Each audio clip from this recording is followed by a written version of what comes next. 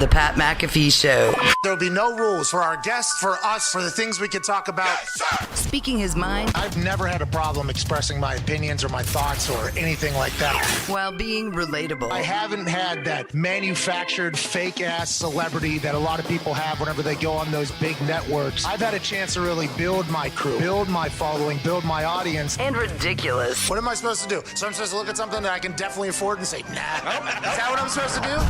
The Pat McAfee Show starts in 3, 2, 1. Good afternoon, beautiful people.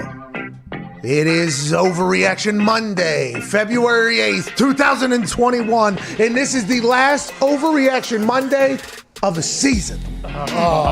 No! I'm bummed out about it, just like everybody else is. But we have a great game to overreact to. Ladies and gentlemen, the 43-year-old farm animal, the GOAT, wins in thrilling fashion in Super Bowl 55. And when I say thrilling fashion, I mean dominant from beginning to end of that entire damn game.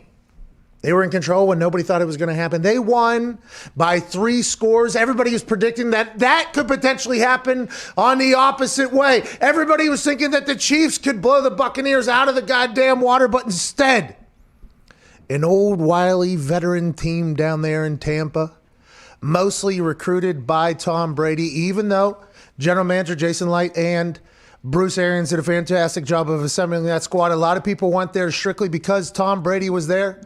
And all of a sudden, 1 year later, after having the most interceptions in the NFL with Jameis Winston and not making the playoffs for a long time, they are now Super Bowl champions. The team that had Antonio Brown join them without a home before that. The team that had a Rob Gronkowski who was retired doing whatever he wanted, wherever he wanted, by the way. He was a white tiger at one point, singing and dancing on The Masked Singer. He had a job on Fox for however many days he wanted to be on Fox. He was telling stories about how, hey, if you trade me to the Lions, I'll retire.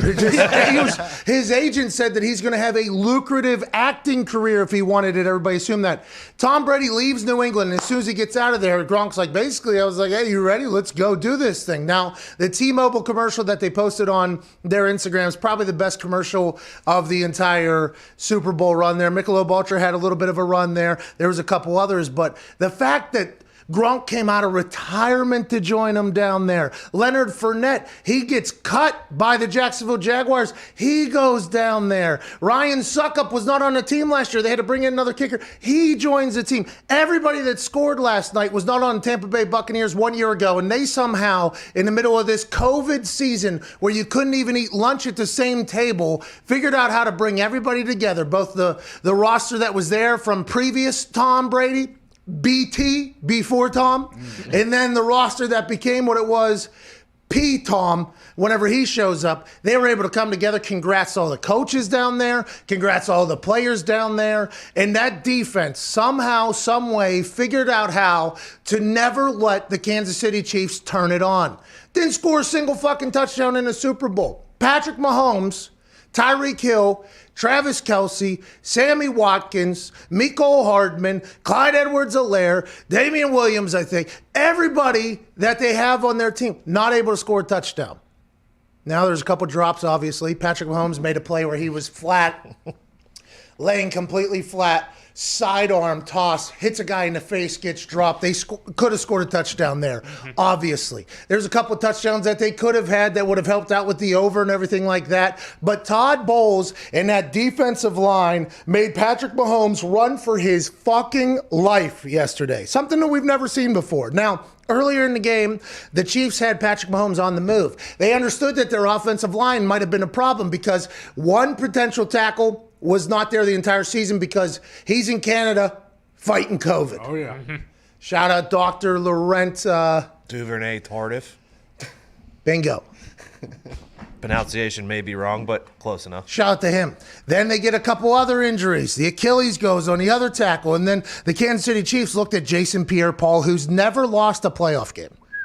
Whoa. Unbelievable. Somebody tweeted, and it was fucked up, and I should say their name. I don't remember what it was. It said, he's lost more fingers from fireworks than he has playoff games.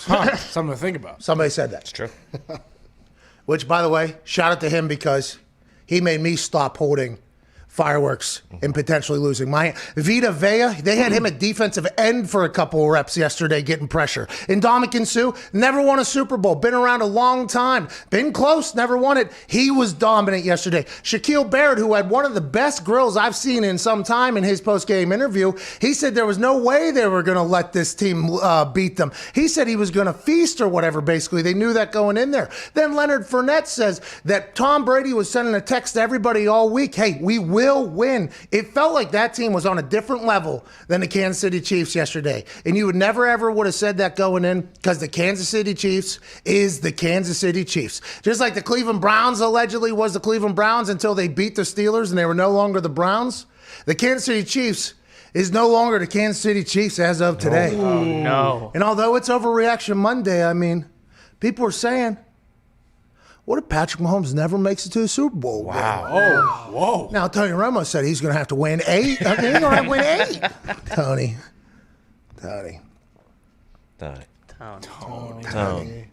But there's a lot of pressure on Patrick Mahomes, and everything was seeming to be like, hey, he's got another Super Bowl. He goes ahead and slays the previous GOAT. Baton has been tossed. It feels like Tom Brady, who in his acceptance speech last night while winning the MVP yet again, said to his team, we knew this was going to happen, right? We'll be back, he said.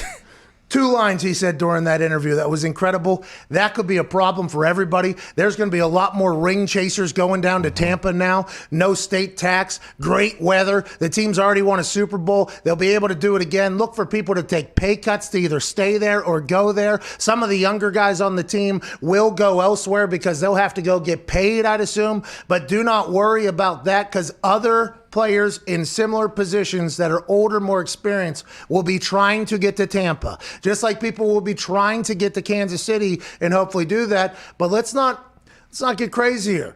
I mean, it's Overreaction Monday, so I guess we should a little bit. The Patriots got 15 players coming back. Yeah. They got like 15 players coming back. Here we go. The Steelers, they got their thing going on. The Colts, they potentially get a quarterback. They're going to be a good team. The Ravens, Lamar Jackson, Josh Allen, and the Bills. I mean, the AFC has a lot of teams, and if this is a blueprint, by the way, on how you beat them in a big game, what happens to the Chiefs moving forward? Ooh. What is their legacy going to be? And right now, that's not for us to discuss. Right now, for us to talk about is Tom fucking Brady and that Tampa Bay Buccaneers team. In about 15 minutes, Clyde Christensen will be joining us. Yeah. Now, Clyde, quarterback coach for the Tampa Bay Buccaneers, he was on with us before the Super Bowl. He'll be talking to us about the experience of being down there. Tom Brady has never lost a Super Bowl with Clyde Christensen as his quarterback coach. People need to talk about that. Cannot wait to chat with him. Also be talking to Chris Carter today. Ooh. Chris Carter was down at the Super Bowl. I assume he was in that Hall of Fame suite that Peyton was in after he got done chatting with us or whatever. And also AQ Shipley, Super Bowl champion from the Tampa Bay Buccaneers. Yeah. FaceTimed him. Congrats, AQ. Congrats, AQ. We all said whenever AQ signed down there, thought that was potentially the big move that was going to take him over the hump. Oh, yeah. He ends the season as a coach. He wins the Super Bowl. I FaceTimed with him this morning. He is still fucked up from last night. This guy's still drunk whenever he joins us in a couple hours. They had quite a celebration last night, as they should, I would assume. What's going on? At Tone Diggs is here. Do you think AQ is probably maybe the only, if not one of a handful player coaches ever to win a Super Bowl? Well, Jackie Moon won the Mega Bowl. Yep. True. Right, as player coach, GM. Yeah. Oh, yeah. But you're right, as a player coach, I'm not sure. You got to go back deep. I would assume Blanda was potentially a player coach at one point. I'd assume there have been others, but player coach AQ Shipley, undefeated in Super Bowls. Put that in the book, maybe. I wonder what he was doing yesterday. Did he have the earpiece in? Was he saying, hey, we should run Leonard Fournette? I think we're doing really well. The run game. And I think that's the story of this Tampa Bay Buccaneers team towards the back half of the season there whenever they started to figure it out. You got to remember, they were 7-5 at the beginning of the season, almost 7-6. If they lose that game, everybody's talking about, might not even make the playoffs here in the NFC. Then they start go ahead and the offense starts changing a little bit. defense starts playing well again. That second half of that Falcons game, week 15, week 14? Week 15. I Week believe. 15, whenever that, or week 14, one or the other, that second half, whenever he threw like 300 yards and 3 touchdowns to come back and win, it felt like that was really like, okay, here's the time where we start doing what we're doing. When we talked to Clyde just a week ago, he said that he wished they had 8 more weeks. They think they have a lot more room to grow. Tom Brady said that before the Super Bowl. He was saying that after the Super Bowl. He's like, he still think this team could really become something. They're going to be good for a long time, but that run game getting good. And playoff Lenny, I mean, running people over. He said after the game that Tom Brady was talking to him about yards after contact and how they're not great at tackling. Yeah. Leonard Fournette, first time he got the ball, ran a guy over and then kept running. Did that numerous times, and then he had like a 20-yard scamper into the end zone where he's pulling away from people, which cashed in a $25,000 parlay that I hit. Shout out Antonio Brown, Rob Gronkowski, Leonard Fournette. Yeah. Hey, heads definitely kicked me right in the sack. Mm-hmm. And we could talk about the absolutely abysmal performance by Tails, refusing to show up in a big moment. Disgusting. Okay, Tails refused to show up yesterday. Mm-hmm. Travis Kelce goes out there, calls heads, by the way. Maybe if we ever get a chance to chat with Travis Kelce again, we talk about him potentially, kind of flipping that a little bit his way. On, he wins that thing. Tails doesn't even show up. I lose $30,000 before the game has even started. Yeah. Then, no touchback. We start climbing. Okay, there's a couple $1,000 hit because we got that at plus 230. So now, although we are down like 27,000, we're still there. There's a means for celebration because the tide's turning a little bit. And then once I see Rob Gronkowski score that first touchdown, and then once I see him become a target, and then I see on the 1 yard line, he runs a play action and throws a absolute seed to Antonio Brown. I'm like, Leonard Fournette's definitely going to score at some point. Yep. Seems like Gronk is a rather large part of this game plan. This fucking $25,000 parlay is going to hit, and this is going to be ridiculous. I thought this would hit, and the Chiefs would still win. Sure. Turns out this hit, and nothing hit on the Chiefs side. A lot of people lost a lot of money over there betting on the Chiefs. I ended up being down like $2,000 overall. Not too shabby. The blue Gatorade, nobody could have predicted the blue Gatorade. That came out of absolutely nowhere. But I mean, a lot of money was lost last night. But I got back in there with the stroke of God that was, as it was so properly named by Matt over there, the tabloid parlay. All the big name guys that were brought in basically for this season showed up in the biggest game. And by the way, marquee names are marquee names because they make marquee plays in marquee games. Whoa. Exactly. Well said. Dr. Seuss. Almost delivered that completely cleanly. Almost had one bobble there. You know what I mean? Almost delivered it cleanly. But that's real. Whenever people are like, oh, I don't want to go after the big names. They're expensive or whatever. It's like, well, there's a reason. Both of those things. There's a reason. I understand what your philosophy is. But in those biggest moments, I thought Tom would go to what he knows. And what does he know? Well, he's got a Clydesdale that has the nimbility of a ninja with 2 toilet seats, his hands running around. That's Robert Gronkowski. Him and Antonio Brown, they do extra work in practice every single period, every single day, they say. Assume that in the Super Bowl, in a big moment, he's going to go there. Leonard Fournette just felt like he was playing great football, and he was running his ass for another contract, by the way, which not a lot of running backs get. I mean, that felt like it was easy. Still thought the Chiefs were going to come back and win that thing. At Boston Connor, diehard Patriots fan. You see Tom Brady do what he did for you guys for so long in another city immediately upon landing there. So a lot of Patriots fans taking credit for the win. Felt like you guys were celebrating a little bit. Credit, huh? I don't know Not about credit, that. I'm sorry, but like, hey, we won. knew it all along. Yeah, we yeah. won. Hey. I mean, we kind of kicked them out. Tommy Foxborough, fucking Foxborough. But you guys felt a little bit of, hey, that's one of our guys down there. It was bittersweet, if you will, because you want Tom to do well. I never wanted him to actually win the bowl. Don't get me wrong, because we're never going to see him in a Pats uniform again. My biggest fear. But I did want Tom to get 7, at least be happy for the guy. But hell, you said it. The Patriots got 15 guys coming back next year. Unfortunately, none of them play quarterback, so we're still fucked. Yeah, well, you guys could still get Carson Wentz, even though that conversation's literally. By the way, was going to go with new ear things because my ear holes got blown out last week. Already? It's like I'm speaking in a stadium, the delay. Welcome. Yep. Two. Can't do it. But Carson Wentz potentially goes up to the Patriots. That turns everything around for you guys. Yeah. Keep them up there or in Chicago. That'll be great. But whenever you think about that Tampa Bay Buccaneer team, you see so much potential, right? If they're going to play like that. And I thought about this last night while I was laying down. Tom Brady, nobody says is the most talented quarterback. Everybody knows that's Aaron Rodgers, right? Aaron Rodgers is the most talented quarterback of all time. And then the whole thing, he's the best winner of all time or whatever. It's just, over the years, watching that Super Bowl last night, you just have this thought like, oh yeah, this is just a tradition. We watch old Tommy play football in the Super Bowl to find out who's the best. Like, it's just, I feel like we're just taking that for granted at this point. Whenever you're just like, oh yeah, Tom Brady's in the Super. The hundreds of millions of people watch that game every single year. Okay, 46 million people watched the NFC Championship. 47 million people watched. Massive. Okay, that is absolutely massive. The entire world watches the Super Bowl. And the only person that seems to be a constant at this point now is Tom fucking Brady. And that last night I was laying in bed and I was like, there will never be another person like this. No. Ever. Ever. The pressure they're putting on Patrick Mahomes to try to go get that, I hope he does. It'll be awesome for our sport. It'll be awesome for our league if we have somebody that can do what Tom Brady has done. But just becoming a tradition of watching this fucking guy win the biggest game in the biggest league every single year, it's insane. And I know he's lost Super Bowls, but he's there. His face is zoomed in with 200 million people watching, 170 people, whatever the case is. He is the league at this point. And I think it's never going to be able to be done again. But I assume people said that, after Hulk Hogan, and then people said that after The Rock and Stone Cold, then Cena came along, and then people said after Cena, and who knows what's going to happen with said situation there. But if Patrick Mahomes can do what Tom Brady does, obviously incredibly impressive, but it's going to take him, 20 years of playing football if he wants to do this? And that is massive. There's no way we'll have another Tom. Ever, I don't think. No. And this could be, I guess, a cold take that could come out in 2040 or something if that happens.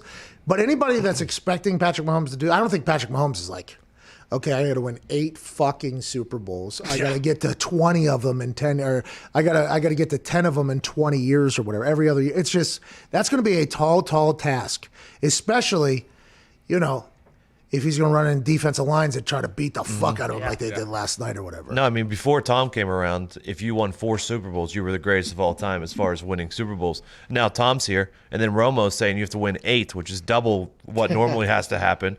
I mean, there's not a chance. There's not ever going to be someone as successful as Tom Brady. Ever. In any sport. That's right. I'm joking. Did Brady finally pass Jordan? I mean, yeah, exactly. Serena, though, she won every tournament, I think, for 15 years straight. Mm-hmm. I mean, I'm not a big tennis guy, obviously, but I do remember being for like a solid decade or so where it was like, oh, Serena won another one. Yeah. And then Tiger obviously had that run of dominance. Federer. Nadal, that type of thing. But the team sport aspect of it, the biggest league, you know what I mean? The parity that's supposed to happen because of the way the league is run with drafts and salary caps and everything like that. It's unbelievable. Ryan Clark called him his own organization this morning. Yeah. Like he's his own, the organization of Tom Brady has done this. Now, it's only 1 year out of New England, obviously. Yeah. But him already having success and seeming to have that team ready to go for until he wants to retire is unbelievable. Ty Schmidt is here as well. Aaron Rodgers wins MVP this weekend. We will talk about that because, it was an awesome run with him this year. It really was. And who would have thought that the NFC Championship was actually the Super Bowl? I mean, it pretty much was. No one will say that, but I'll tell you what, I don't know if the Packers would have laid an egg like that against the Bucs if given the opportunity in the Super Bowl. Just something to think about. NFC Championship was a hell of a game. Last night, not so much. Zito is here. We'll talk to him about the poll. But joining us now, fresh off of his second Super Bowl dub, ladies and gentlemen, quarterback coach for the Tampa Bay Buccaneers, friend of the show, Clyde Christensen. I don't know if fresh is the right word, but here. How's that? How was last night? What an unbelievable time, Clyde. What an unbelievable time last night. I would assume, much like every coach and every team and every game, you were very confident going in there. But as that night was unfolding, what was the thoughts going through your head? A guy who's been to 3 Super Bowls now, 1, 2, and been around football forever at this point. Oh, it was special. It's a good day to be in Tampa Bay, I'll tell you that. It was a heck of a night, and I knew something was in the air. Every once in a while, Tom gets that look, and sometimes I have a look, and my 3-year-old grandson said, "You're scaring me." And sometimes Tom gets that look, and he scares me, and I just get out of the way. And he had that look last night, so that was one of those nights where you just there was a resolve in his eyes that was unbelievable. That really scares me. I get away from him. Well, okay, so let's talk about that. And I hear the grandkids in the back, by the way. I hope everybody is celebrating. Hey, Grandpa did it. Yeah, Grandpa. I hope they're celebrating there. Even though you look like you could be a father to a very young child at this point because of the incredible moisturizing I think you've done throughout your... Let's talk about what was happening. They didn't talk about it on the show. Tom Brady goes to the sideline. He's yelling at the sideline. No, something like that. Was that a call, a play call, what was that? What was he yelling about? We didn't get much talk about that on the broadcast last night or afterwards. Yeah, I don't know exactly.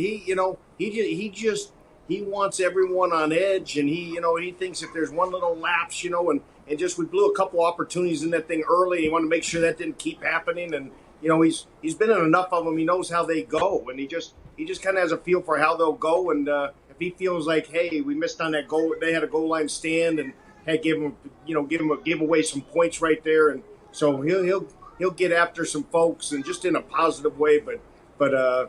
He knows how these games go, and he knows they can slip away fast. How on the offensive side, I had a parlay that hit. Gronkowski touchdown, Antonio Brown touchdown, Leonard Fournette touchdown, Gronk over receiving yards. Okay, so that hit for $25,000, Coach. I mean, you had a great night last night. Obviously, I hit for 25 grand there after losing 30,000 on a coin toss. But whenever you see, this is your first year, I think, around Gronk and around Antonio and Leonard Fournette and the guys that kind of got added to this Buccaneer squad, because you were there last year with BA and Jameis and everybody. What was it like kind of watching this team form with the new guys coming in out of retirement, some guys out of a lot of question? Leonard Fournette just got... What was it like kind of watching that whole offense come together in this crazy COVID protocol time? It was really cool, and it was cool to watch Tom work, because that's where it all falls, right? All of a sudden you put new pieces in the huddle, and that can make some quarterbacks get all jittery and uncomfortable and out of their comfort zone. This guy pulls them in and takes them under his arm. They live at his house. They eat at his house. He's in their ear, and he just does a masterful job. And I've told you before on the show, Gronk is like his little brother. I mean, they are unbelievable together. But how he took AB and Fournette and some of those other guys and just said, hey, you're part of this team. You're a key part of this team. There's going to be a point where you're going to have to win some of these games. And Fournette came up big in the playoffs, and AB played big in the playoffs and had another one last night. And, that's what he does a great job of, where, the average quarterback kind of, hey, don't change anything right now. He's, hey, get another piece in here. Get another piece in here. This guy, I'll find a way that we'll get some production out of this guy. And so I was laughing this morning. We're talking about AB, and AB on his touchdown catch was supposed to go down and in and then pop back out. He goes out and pops back in, and I'm kind of going through the head. Well, did he run the right route? Did he just do opposite of what he was supposed to do, and we hit it for a touchdown? And that was the case, and that's where Brady doesn't get thrown for a loop. He just hits the guy. Hey, you get open, I'll hit you, and that's where he's pretty darn unique. A lot of quarterbacks are, hey, he's supposed to do this, A to B to C. This guy, hey, AB goes C to F back to C, and it just hits him for a touchdown, and it was unbelievable. I'll give you one funny story from our last quarterback meeting, and unofficial, don't get it, but we walk in and he talking about your betting, but Brady was talking about, he goes, hey, I got an idea. There's a half yard over under for me rushing for a half a yard in the Super Bowl. Here's what I'm saying. We all put in $1 million, and in the first time they're in 2-3 techniques, I'm going to gain 6. And we're going to sit on that thing and protect it the rest of the way, and we're going to fund our off season. And so we were all, I go, you can't. He goes, I promise you, if we have $1 million on it, I will not get sacked. We will not lose the 5 yards. So we didn't do it, FYI, for the record, there, IRS and it was just a joke, but he was funny because he knew someone had told him, hey, there's an over-under for you rushing for a half a yard in the Super Bowl. So the quarterbacks all talked about, hey, we may all throw some money in there and see if we could pay for a nice hysterical. Bahama vacation or something. Clyde, there was like thousands of bets last night. I'm sure we could have bet somewhere on how you would be wearing your mask if like deep enough. If you look deep enough, there was betting on everything because, last game of the season. And for you, it's always tough whenever you have the last game of the year, especially obviously for a guy who's been in the game this long. You have a lot of feelings for your players and care for each other. And, season ends. You don't know what the team's going to look like next year. You have no idea who's going to be back. You have no clue. Tom, during his speech last night, said, we'll be back, I think is what he said. We will be back or whatever. And then he told the group, he was like, we all knew this was going to happen, right? We all knew this was going to happen, that type of thing. What are your thoughts going forward? It seems like you guys are only going to get better. I think so, and we're okay cap-wise and stuff. We got some neat pieces. I think Tom holds it together a little bit because guys want to play with him, and you don't know how many years he's got. He's going to keep going, and man, you get a chance to play with him, and we get a lot of. That's what all of a sudden he comes and we get Gronk and AB and some of these Fournette, and people want to play with those guys, and it was the same effect with Peyton in Indy. They want to play with a legendary, and not to mention a guy who can get him the ball if you're a skilled guy and give him a chance to put up some numbers. So I think we'll hold this thing together. It'll never be the same the way this thing's set up. And I think that's one of the sad parts that, that is the last game for that team as that team. There's going to be changes. There has to be. And, man, when you get as old as me, it's not, it's way not about me. It's just to watch those guys, to watch Fournette come out and have a great Super Bowl. That was great to hug AB and just see him, that there's a guy who maybe things weren't going quite the way he had drawn them up. And, now to come in and just have those touchdown catches down the stretch and, just have fun playing football. That's special stuff. And you've been there. That's a special couple hours, couple hours after that game when you just are hugging and man, oh man, it's cool, really cool. You had a long night last night, Claude? Were you housing some Diet Cokes last night? Yeah, we went hard. I've come out a little bit since you knew me. But you never know. It's turned into a pool party this morning, so we went straight from downtown to a pool party with the grandkids. So versatile. I'm versatile at 5 years old. The range that you have. Leonard Fournette talked about, Tom texted the team all week, we will win or something like that. Not 100% sure if that's accurate or not. You can clear that up. But also, somebody last night, I forget who it was, said, I think it was Shaquille Barrett, said Tom spoke to the team before the game. Was that at the hotel? What was that whole thing? And has this been like a very interesting thing to watch with Tom, like watch him operate and see like why Tom is Tom here? Absolutely. And I think, I don't think he even ever had a doubt. I think I shared last time, like we played so bad in that opening game and he gets on the bus, he goes, hey, I know exactly what we got to do. And like, he just has that assurance. BA has that same swag that, I don't think there was ever a doubt that we weren't going to make the Super Bowl and win the thing. And, I was sitting there going, geez, I don't know if we'll be 500 if we don't get playing better. And, but those guys, he just sees it and just has a great feel for it. And so he gave a heck of a talk before the game to the team and just talked about, you get to this point and to win this thing and, this team will always be this team that won a Super Bowl together. And you and I share that, like just when you do things special together, it's for life. And that's what's great about our sport. That's why, I think that's what's kept me in coaching for 43 years, man, to I don't know where you get that. I don't know that, the State Farm agent has that same feeling for his fellow workers, and that you just not to knock State Farm agents. I love my State Farm. I love State Farm agents. I'm just saying, there's nothing like that locker room, and there's nothing like a bunch of men in total joy and just achieve something together. It's. I don't know where else you find it. I couldn't find it anywhere else, and that's why I've done what I've done for all these years, and get such a kick out of seeing guys be successful and have fun and really a joy. You would sell so much insurance, though, dude. Oh, man. You'd be racking up money forever in that insurance game if you know what I mean? I know coaching's great. Hey, coaching's great, but you would have been great. Well, starting next week, I'll be fighting for my life again for the next year. So, I may be selling life insurance. For a coach, that's always a reality. So, the more relationships your staff, I'll be in the studio there trying to sell a couple term policies. But right now I'm going to enjoy this one for at least a week or two, though. Yeah, you should. You deserve it. The Tom talking to the team before the game, is that does he tell BA that? Does BA get a feel for that? Was that like, how does that? Is it organically happen, and does he just stand up and just start talking? Like, how's it work? Here's the genius of BA. It organically happens, but BA lets people be themselves. Like, stuff that drives the average coach crazy, he's good with. It's just who they are. You know, they all have such different personalities. I think Andy Reid has that same quality, that he lets those guys be who they are. And if Tom, you know, he trusts Tom to the max, you know, and so if Tom says, hey, okay, coach, good. Hey, everyone else up in here, I need to, you know, let me talk to the team for a second. And coach is all kind of rolled out of there, and I kind of hid in the corner to hear what he was saying. And but he, yeah, so BA is great with that. That's where he really is a genius, and he doesn't get rattled by the little things that maybe some coaches would, including me, and throw them all off track and get us out of our lane. You know, he's phenomenal that way.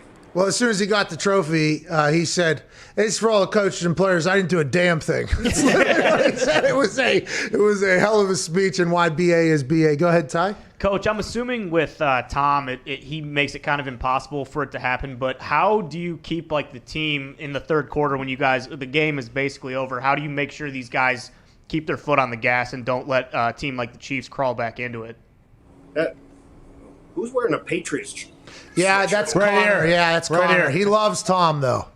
Nah. They, you know what? That's what you don't have to worry about that with Tom Brady. When you have great leadership, you don't have to worry about the third quarter, because he's not going to let that. He's not letting them take the foot off the gas. And the guy who also is just like that is BA, and BA is the guy at halftime. That halftime drive, like, you know, I'm old school.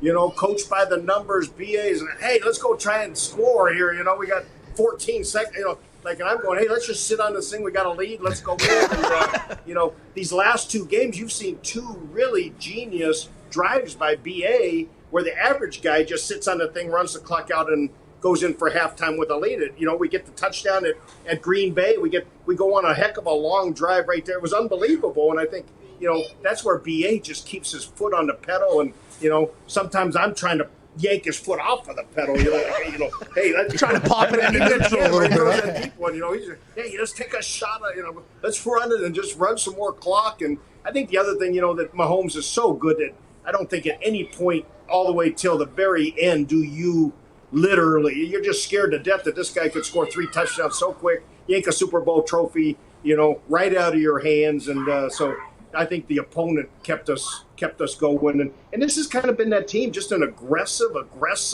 just keep playing team. Like we don't, you know, we only have one speed. We just go, you know, and we you know, I think that's been kind of BA's mantra and signature, and this team's kind of been that. I think Brady's kind of adopted it. You know, Brady's been more of a, you know, hey, by the numbers, let's hit our checkdowns, let's play football exactly the proper way, and all of a sudden now, you know, we're on 2-minute drives when maybe you should be sitting out, you know, and so I think it's really, I think he's been fun. If we had a good moment on the bench, I said, you know, at that halftime, when I go, you know, no one's going to accuse us of being uptight or not aggressive. I'll say that isn't happening, and this is a loosey-goosey bunch, and we go hard and play hard, and I think that's a direct reflection of BA.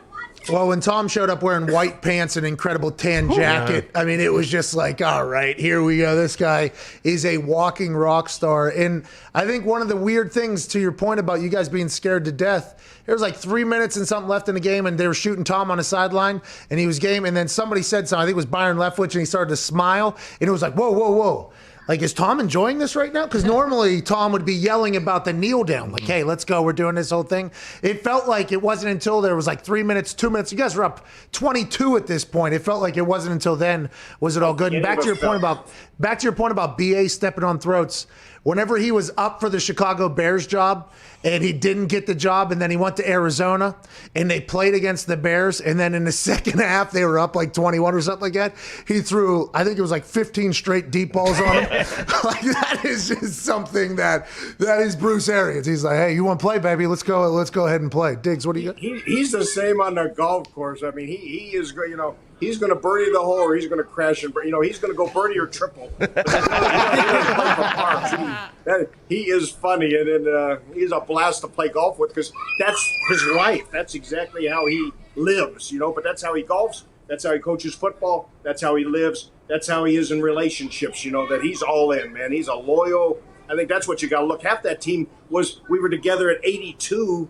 Half our staff was together at 82 in Temple. Todd Bowles, Kevin Ross, Keith Armstrong, me, Nick Rapone. We were all coaching at Temple in 82 together in the inner city of Philadelphia and just having a blast. We were all 25 and just getting into coaching. He had just come from Bear Bryant's staff. And, Todd Bowles told a story this week where he really thought he was trying to kill some people, like literally old school. You get off a plane of a loss. Okay, get them to the field. We're going out and practicing right now, and so that's kind of our deal. But man, you talk about loyalty. You put Bruce Arians' picture. Loyalty, aggressiveness. Like those are things. That's just who he is, and pretty darn special. Diggs? Coach, you talked about it, trying to enjoy this for a week or two. However, Tom said last week that the new season begins directly after the Super Bowl, and he thinks next year is going to be better. So have you cleared with Tom your vacation time yet? Yeah, what are you doing? You hiding the phone? Well, let me just say this. I had a big package of TB12 vitamins and dietary supplements and stuff on my porch today. So I told you last week it's not going to be a pleasant off season for me.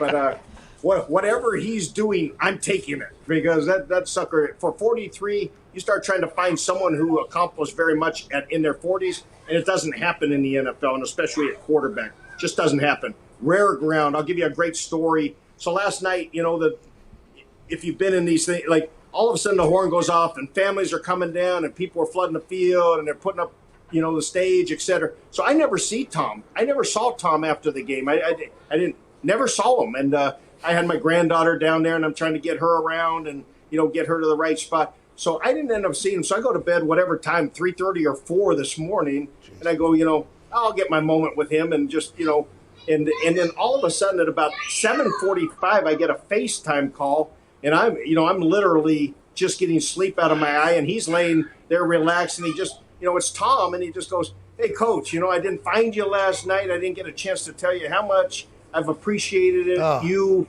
and your work in this year. And, so there he is FaceTiming me at 8 o'clock in the morning, 7:30 in the morning, first thing. And that's who he is. That's who the guy is. And he's talking to my grandkids. They're all crawling all over the thing. And he's talking to all the grandkids and just laying there relaxing. And after with 10 trillion things on his plate to do today, he picks up the phone and just makes sure that, hey, Coach, appreciate you. And man, lot of what a heck of a year we had together. Hey, we appreciate you too, man. Yeah. You're the best on here, Coach. Good stuff. I appreciate you guys. I can't think of a better place to go have fun and celebrate after a Super Bowl than this show. Hey, anytime you want to come on here, Clyde. Hey, you win a couple more Super Bowls, you come on here anytime you want. Congratulations. I appreciate you. Quarterback coach for Tampa Bay Buccaneers, Super Bowl champion for the second time. Clyde Christensen. Thank you. Blessings. Appreciate you, man. He's the best, dude. Yes. Yeah. All right, quick story. He does that when you're doing anything with him, too. You'll bring something up, you'll mention something, and he'll be like, oh, good story. And then he'll just start talking about it. I mean, he's talking about coaching in the 80s or whatever. Yeah. He's been around a long time. Any coach, right, he has a connection with. Any player, basically. AQ was telling me the last time whenever the NFC Championship game, whenever they were in Lambeau or whatever, AQ and Clyde were sitting on the bench before the game or whatever, and Clyde would go, we used to have great battles up here. Reggie White. Oh, Tampa used to be in the same division as Green Bay. I used to come up here every single year. It was a battle. Cold. But a battle. He's just like at quarterback coach, which is where he's kind of made his entire career. He's been offense coordinator a couple of times, but he really finds his groove at that position coach level where it's like you can still be, because he can go fight for Tom in the meetings as opposed to like the offensive coordinator who has to kind of talk. I don't say anybody's talking down for Tom, but the offensive coordinator and the head coach, right? They're kind of like the ones that are supposed to be in charge of the position room quarterback coach. He's always been like the ally of, like if the quarterback wants something changed, Clyde's job is to help that happen, but attack from a different angle so he's always been allies with basically all of his players. So it's always just like he has stories that gets along with everybody. Fucking OG in this football thing. I love that man. Him and I going through full practices on Saturdays, me having to go through plays, him holding a call sheet, and then just, all right, number 2, if we get to number 2, go ahead, this will be, blah, blah, blah, blah, blah. All right, go ahead, go. Ducks, please, ducks. There you go. Good. I think we can do a play action. No, obviously he had no control over that, right? It was just his job, him and Frank Reich's job to get me ready for that. But them hyping me up, Clyde hyping me up, he's like, first play we're going to do, they're going to think we're running it. What are you going to do? Yep, you're going to pull it, you're going to throw that. TY down the seam probably. 60, 70 yards, I see it. He's just always upbeat, always positive. We have to get to a break here on this Overreaction Monday. We can't thank you enough for watching and listening. Hell of a Super Bowl yesterday. Congrats to Tom Brady. Yeah. On the other side, we got to talk about a couple things, okay? We got to talk about the weekend. Mm-hmm. All right, listen. I took some heat on the internet last night. I said this show stinks. I was referring to the halftime show. Mm-hmm. I was not directly referring to this show that we do every day that I also believe stinks, which, by the way, I got a lot of people telling me after saying the halftime show stunk that my show stunk, and I'm saying I agree, my show does stink, but so did that halftime show. I just, listen, do I like The Weeknd? I'll vibe to his music. I think it's very good music or whatever, but when we're talking about $7 million of his own money being put in there and Super Bowl with basically the ability to use an entire stadium because there's only one part of the stadium really being used and everything. I just thought the potential was very big. I thought it was going to be, it's Super Bowl. Mm-hmm. It's huge. Oh, yeah. I got Carsick in there with the mirrors. Songs are good. Hey, I'm a Weeknd song fan. Yeah. I'm just talking about the performance here. The dance moves, were okay. Yeah, didn't really crush it there too much. He sang amazingly while doing all the shit he was doing. Mm-hmm. I thought the use of the field as if it was like a marching band, which I've seen before with the faces, very cool. They didn't do anything, though, that was like too... Yeah. Crazy. They had lights on their hands. Hey, I appreciate it. They did a lot of the whole thing. Didn't bring in any other artists. That's what I'm saying. Like, hey, I appreciate that you're a loyal fan of the Weeknd's, but let's use a little bit of objectiveness here whenever we're watching. Need to be objective. Guy thought it was 4th of July. Fantastic fireworks. Yeah. Great fireworks. I potentially thought the $7 million was strictly on the fireworks budget because that was awesome. Mm-hmm. So there was some positives, good songs. Hey, the music's good. Yeah. Just thought the whole show was not fantastic. Actually, I thought it stunk. Just like this show. 44 minutes into it, we'll take some phone calls on the other side and hammer out some other shit going on in the world. This is the Pat McAfee Show, Monday, February 8th, 2021.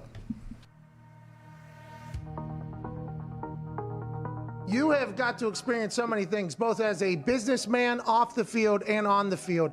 Is there a moment when I ask this question and pops your mind, like, what's the craziest shit you've ever seen in your entire life? Because there was a time there where it felt like you were just getting dropped into insane situations and the world was like watching you do things. Man vs. Wild, you and that Bear Grylls guy, fucking electric. That was maybe the most electric shit I've ever seen. Is there anything that you think of whenever you think, like, what's the most ridiculous thing you've been a part of?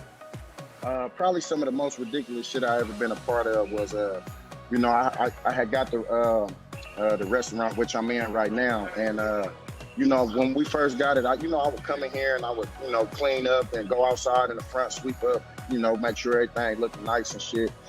And one morning I got up here and I noticed, like, damn, this is a funky ass smell. And I look, to the side of my front door, and it's a big ass pile of shit.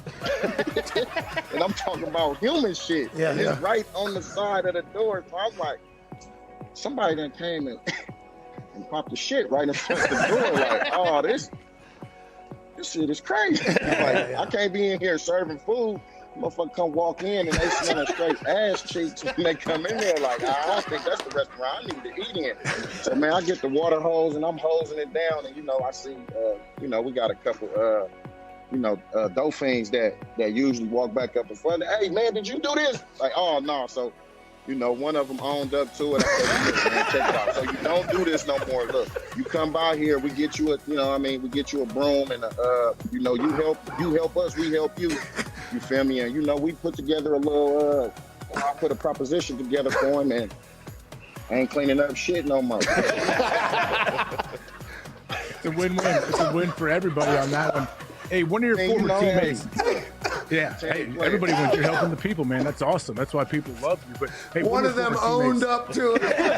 Just a line of questioning. The line of questioning. His name was Willie. Willie owned up to. Matter of fact, he just left out. He's saying sweeping up. He's like, hey, what's up? Oh boy, I've been looking for you.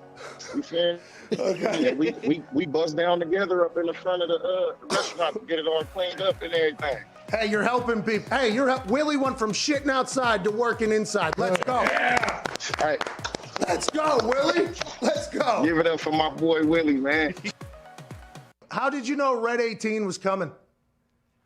Pat, I mean, I can't tell you how much I appreciate you telling that story and just growing the legend. That was about the 18th time I tried it. I was 17 going into that. And, when it doesn't hit, you just keep walking. Nobody ever really tells you about it. So when it hit, I was as surprised as you were. And the reaction from some of the good old folks there in the casino that night was pretty special. Well, I appreciate you doing that. You made me and those folks in the casino a bunch of money. Congrats on the Hall of Fame nod. Thank you for spending time. Enjoy yourself at the game, Peyton. Pat, thanks, pal. I appreciate you. The Sheriff, Hall of Famer, Peyton Manning.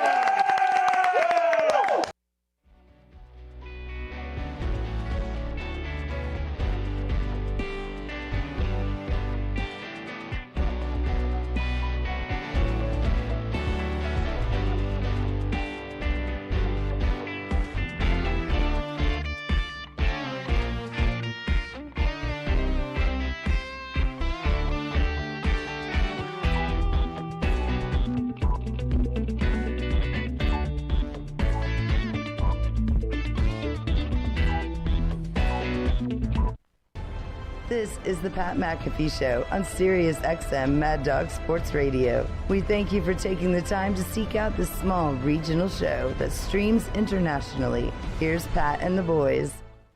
Thank you. Thank you, person I've never met there.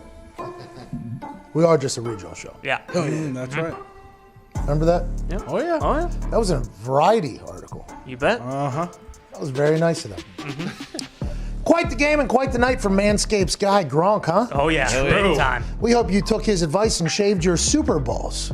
Use the best tools to reduce nicks and cuts before the best game and choose the Manscaped Perfect Package 3.0. Included is the Lawnmower 3.0, which is simply the best hygiene tool for the modern man. Because of their ceramic blade, and listen to this, and skin-safe technology, your snags will be reduced. Don't settle for unnecessary roughness below the waist, boys. That's what I'm talking about. It also has a waterproof technology and has a 90-minute battery. Take your time down there when you're Picassoing with your Manscaped Lawnmower 3.0. Okay. The Perfect Package 3.0 also comes with the Crop Preserver and Crop Reviver. Crop Preserver, anti-chafing ball deodorant to keep your nuts in the game all 4 quarters. Crop Reviver is a spray-on toner for your balls. It's made the soothing aloe and witch hazel extracts that will give your balls a boost in clutch time. Very perfect. Nice. Wow. I'll tell you what, never thought about that. But I'll tell you, thank God they did. Yeah. Would you have ever thought about that? Definitely not. Get 20% off and free shipping by going to manscaped.com/Pat. That's manscaped.com/Pat. Your Super Balls will thank you. Ooh. Lawnmower 3.0 is silly, by the way. I don't know about the Reviver or the Preserver like that. I'm sure it's incredible because it's from the same company that created wizardry with the razor, by the way. Oh, yeah. You don't cut yourself It makes no sense. It's like, Elon Musk came around, created an electric car that was faster, quicker, almost more affordable at this point and more convenient than cars had been for hundreds of years. Yep. Okay, that's what Elon Musk did with Tesla. It made no sense. Then he said, I don't even give a fuck about the patent. Everybody can learn about how I did it. Because, exact words, if you're on a sinking ship and there's holes and you have the keys on how you plug the holes, you should be telling people how to plug the holes so the ship doesn't sink anymore. He was talking about climate change and everything like that. But somehow, after all these years of how cars were made, he came in and completely flipped the game on its head and made a better car in every single facet, by the way, made a better car. That's what Manscaped has done with the lawnmower 3.0. Absolutely. Every single facet, it's better. Yeah. Single blade, straight edge razor. You kidding me? You know, with other ones, you got to be like, oh, no. Okay, just 2 cuts. Let me go ahead and. Yeah. With that one, it's just no problem at all. Makes no sense. You can actually be a bit reckless down there. Ain't that right, Tone? Absolutely, pal. Let's get to Lee Battle in Mississippi. What's going on, Lee? Great to hear from you again, pal. Hey, Cuzzy, boys, happy overreaction Monday to you, Diner. Hey, how you doing, Diner? We're doing. Hey, Cuzzy, we're tired. Some of us state fans are tired of waiting on Jerry Jones' hand to not cramp up while he's writing those checks to Dak. You think Chris Ballard's got any interest in going to get him and bringing him up to Indy? Great question, Lee. Great to hear from you. Great season by you this year, by the way, Lee Battle. You had great performances this year. Dak Prescott's going to get franchise tagged again. I saw on the internet either last night or this morning, Dallas is planning on franchise tagging him again. I don't know who said it, how said it, but somebody of no importance did say it, or it is just a rumor. I believe Chris Ballard and the Colts are in the quarterback market. If Dak Prescott became available, I would hope and pray that he'd go make a play. But to be honest, he might have John Deere himself in here because they're saying that the Eagles are potentially making a trade within the next couple of days for Carson Wentz. It is alleged that the Bears are interested, potentially the Patriots, the Colts are interested. But from what I've been told by people, not from Chris Ballard, I would assume Chris Ballard and I, if he brings in Carson Wentz, we'll have a hilarious conversation on the air at some point because I'm sure the people at the Colts have, or maybe even him, because I think he does see some of our clips every once in a while, I've heard. But I've heard from other people who have been in front offices in the NFL and things like that, all these rumors you're hearing are potentially all bullshit. No. All of them. Every single one of them is potential bullshit. Now, obviously there's smoke, there's fire, but you got to think about, just like whenever we talk about players and teams, whenever contract negotiations are leaked, who has the agenda, who looks better with this information being leaked, who's trying to set up leverage with this information being leaked. It's all, I guess, a big chess game up there. They're playing closed Sicilian like they're goddamn Beth Harmon whenever they're leaking information to people. Teams could just say, because we've been told now by numerous people that whenever you're trying to make a trade, it's blind. You're not being told what the other person's offering. You have to make that decision yourself on what the player is worth and do the trade. You don't know what other people are. I guess people used to look around at the media to see what other people were offering, and then they all realized, like, oh, the team could be completely bullshitting. For instance, Leonard Fournette, it was reported that the New England Patriots were interested in signing him, which made the Tampa Bay signing get expedited. Were the New England Patriots ever interested, or did they just say that to the entire NFL? Hey, the Patriots are interested. Let's not let this happen again, like what happened to Cam Newton. All of that could potentially be leveraged by people. So who's actually interested in Carson Wentz? None of us know, but I do know, and I hope that Chris Ballard would be like, get Dak's ass in Indy if he becomes available. And you said something very smart this morning about the Eagles and Wentz and comparing it to Stafford and Goff. The Eagles think they have Stafford when they actually have Goff, and they're asking for 2 first rounds when they should be thinking about giving up 2 first rounds to get rid of. How good did I feel, by the way, whenever I said that? Should have felt great. Immediately after Schefter said that the Eagles view themselves as a Matthew Stafford-like situation, in my head I was like, Matthew Stafford? Well, by the way, I'm one of the only real, I think, national brand fans of Matthew Stafford at this point. But we are a regional show, but I think I'm one of the only ones that is like, yo, Matthew is a dude. And that's because I watched every game. So that might be why, but I did watch a lot of his games.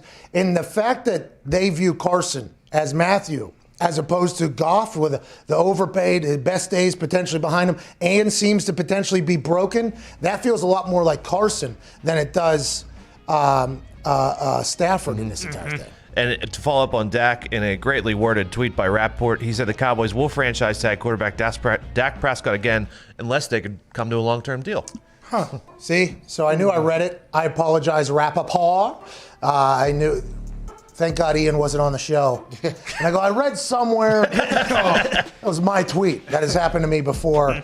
I try to keep up. You know, you can only digest so much information, even though I try. You know, I try to take it all in there on Twitter. But Dak's going to be a Cowboy for another year, which, by the way, a lot of people will be happy about. A lot of people will say, hey, you got to pay the guy. He's coming off an injury. How will he be? I mean, who's going to be around? Is Mike McCarthy's offense worth a damn? Are the Cowboys worth a damn? A lot of conversation to be had in the offseason because that is the Dallas Cowboys, and that's what the offseason is for. But today, we're still going to overreact. Hour 2 is on the other side with Chris Carter. You got about 6 minutes. Travis called heads. No! Sorry. You're not sorry. I'm sorry that it worked out this way, but I told you. You're not I had sorry. to trust my instincts. You asked me what I thought. I thought it was going to be heads. I didn't What about want to have Travis to pick it. I Kelce didn't know going you out put there? 30K on it. Yeah, I mean, was that the cleanest toss of all time? No, it was terrible. But that thing took one bang straight in. What a horse shit toss. They watered the field. Old Notre Dame versus USC. They raised the grass. You son of a bitch. We all know that wasn't a fair coin toss. No, it was They should not. redo it. It was a lot worse than 50-50 after fucking watching that thing. A lot of people say that's why you don't bet 30,000 on a coin toss. You know? Seems like a reasonable thing to bet 30K on. Because you got no control. You got no control, guys. So I guess not even like a thought could go into it. Well, Christmas is canceled. Yeah, we're giving away a lot, but nowhere near as much as we once had thought.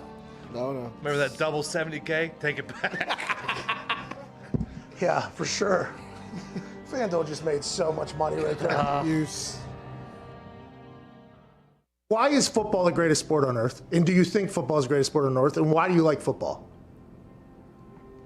That's a really deep question there, Pat. I know. I think I'd get a good answer out of you, though. Like, I think you'd be able to talk about it in a way that I think a lot of people haven't because you've been at the pinnacle of it for so damn long and inside of it, and your brain is a pretty fantastic one. We've learned here over the last few weeks, obviously. Last few weeks, that's it. That's all the time we've learned that. I think it's the greatest sport in the world for one main reason. It is a true team sport where it is damn near impossible for one person to dominate an entire game. If you look at other team sports, basketball with 5 guys on the court, I think you've seen multiple players over the years. Maybe one player, maybe 1 or 2 players on a squad be able to dominate and win championships. Baseball, you can have a dominant pitcher and win championships. Soccer, you can have a dominant forward and or goalie. That seems to be a little more of a team sport, but you don't have 11 players engaged at the same time on every play. It is truly a sport reliant on every player on the field to do their job in order to be successful. And I think that's why at times, you know, certain star players can get maybe too much credit and maybe too much blame on the flip side, because it does take so many players at the same time in 3 phases to win football games. And I think that's the beauty and the draw of our sport, is that something new happens all the time because you are literally dealing with 11 humans on the field at one time who all have lives outside of football, and there's distractions, there's a reliance on coaching, there's a reliance on preparation, there's a reliance on diet and performance. I just think there's so many facets to it that you see something new every single week, and I think that's the beauty in our game. When it comes to the love that I have for it, it's rooted, and I think like any player who's played for a long time, the love is not just about our sport, it's about competition. And I think there's nothing in the world for me that fills that need and that hole I have like competition. I think players who played for a long time at a high level, you have that need to be satiated competitively, and it's a love of going out there and going against guys and being in an environment where you know that nothing is guaranteed. And that's why I, at times, I've taken umbrage to people saying that it's easy, because it's not easy. It's never easy. And I think that's the beauty in our game, is that you see things new every single week. It's never easy. And your only thing you're guaranteed is the ability to compete. I love that aspect of it. I love competing. I love going out there and harnessing the fear of failure, where I think so many people who maybe don't love football as much, the root of that is a deep fear of failure, that you might go out there and your best might not be good enough, and that's not okay with you.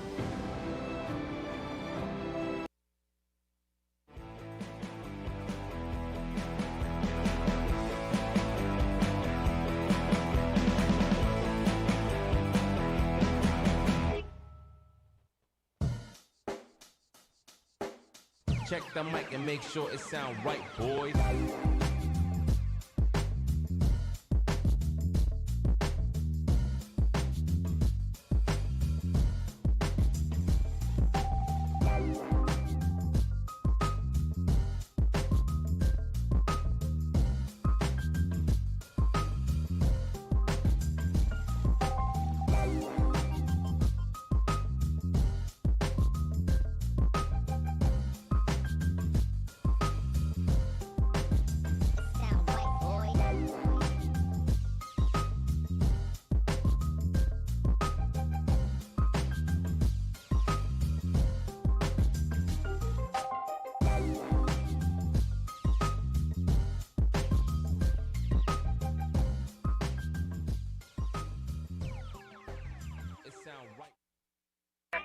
The Pat McAfee Show. There'll be no rules for our guests, for us, for the things we could talk about. Yes, speaking his mind. I've never had a problem expressing my opinions or my thoughts or anything like that. While being relatable. I haven't had that manufactured fake-ass celebrity that a lot of people have whenever they go on those big networks. I've had a chance to really build my crew, build my following, build my audience. And ridiculous. What am I supposed to do? So I'm supposed to look at something that I can definitely afford and say, nah. Is that what I'm supposed to do?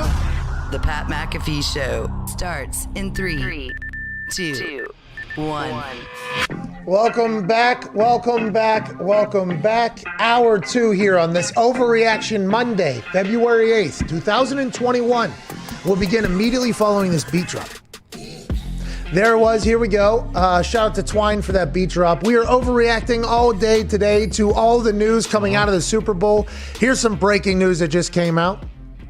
Bruce Arians is saying that Mike Evans has already reached out about restructuring his contract to keep the team together. Well, we talked about in the first hour about how everybody's talking about all the free agents, how they're going to pay everybody. Don't you worry about that. There will be other veterans that'll be coming in, taking a pay cut to play down in Tampa, especially after them proving that they can go win it down there. Not that Tom Brady would ever have to prove anything, but the fact that the Buccaneers organization was able to get it done. Look for a lot of OGs to travel down to Tampa Bay to ring hunt. Look for other guys that are already there to say, hey, you can go ahead and pay me less if we can continue to do this.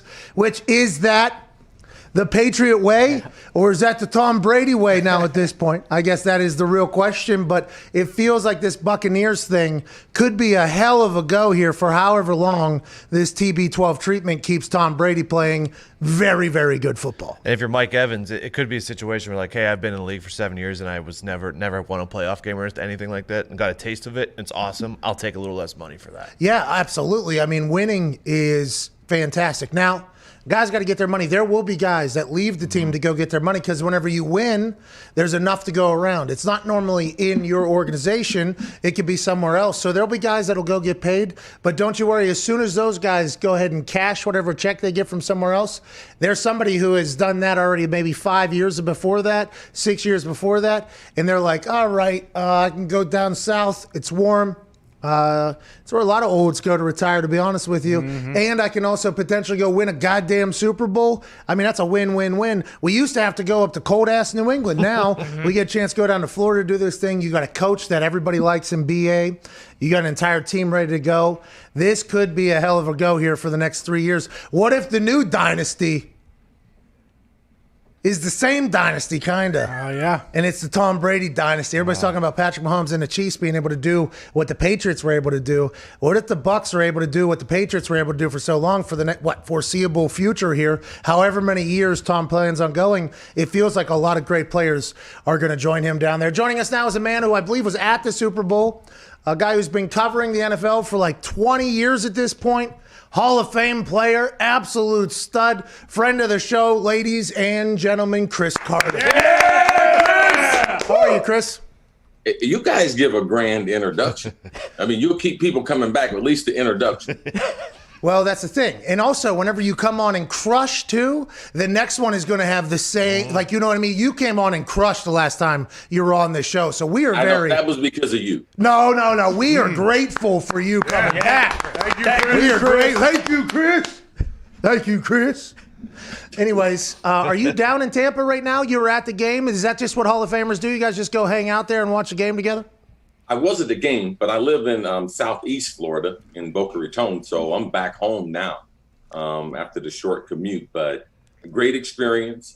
Didn't expect it to be the blowout that it was. But anytime that you see these prolific offenses and anytime that they've had trouble, it comes against a great defense. And when you cannot get teams out of cover two, most of the time, myself, that's what I faced a lot in my career, cover two, because we had... Chris, explain that. Explain that. They showed that last night. Cover two, basically, you're just, nobody gets past you, right? It's just a basic shell. You're going to go with the four-man front, and you basically believe that front four and those two linebackers, a lot like Tampa Bay was with Tony Dungy when they had Derek Brooks as one of those linebackers. You could see a young Derek Brooks in Devin Smith.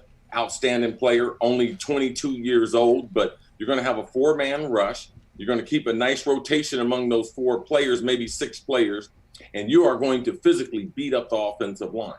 If you look at what was the mismatch of this game going into it, people thought it was going to be Todd Bowles blitzing against that wide receiver and tight end core, but it wasn't. It was that defensive line going against that offensive line that was missing two starters in their natural position. So that's what turned the game. Tom Brady got him off to a good start, nice consistent start, but the ability to dominate the front by the defensive front of Tampa Bay, that's the reason why we saw the lopsided win. Today's conversation has been pretty cool to be a part of, actually, because at this point, 7 Super Bowls, no sign of stopping, Chris, right? 10 Super Bowls together, 20 years, just the greatness personified in this one dude named Tom Brady. He was chirping last night. He came out, did the let's go. It was like vintage Tom Brady, basically. And now the conversation is, and I forget who started this, but there's people that are on the internet talking about they should retire 12. 12 should only be allowed to be worn by Tom Brady, nobody else. Now, Aaron Rodgers wears 12, and there's been a lot of great 12s in the history, but they're talking about how do we immortalize this guy? How is Tom Brady going to be able to be celebrated by the NFL community when this whole thing is all said and done? You know, Jerry West is the logo. LeBron came out and said we should retire 23. Then Jordan said something bad about LeBron. LeBron said, give me that 23 back. We ain't doing that shit anymore. But like, how do you think the NFL will go about it? Because I don't think there's going to be anybody that's ever going to be able to do this again. It's the amount of luck. I don't want to say luck because obviously he's worked his ass off, but for this long with injuries and everything to be this damn good, I don't think it'll ever happen again. How do you think it'll all go down, Chris? Well, Tom's only going to do it as a team. A couple things with Super Bowl behind the scenes that I was able to learn in investigative reporting. Ooh.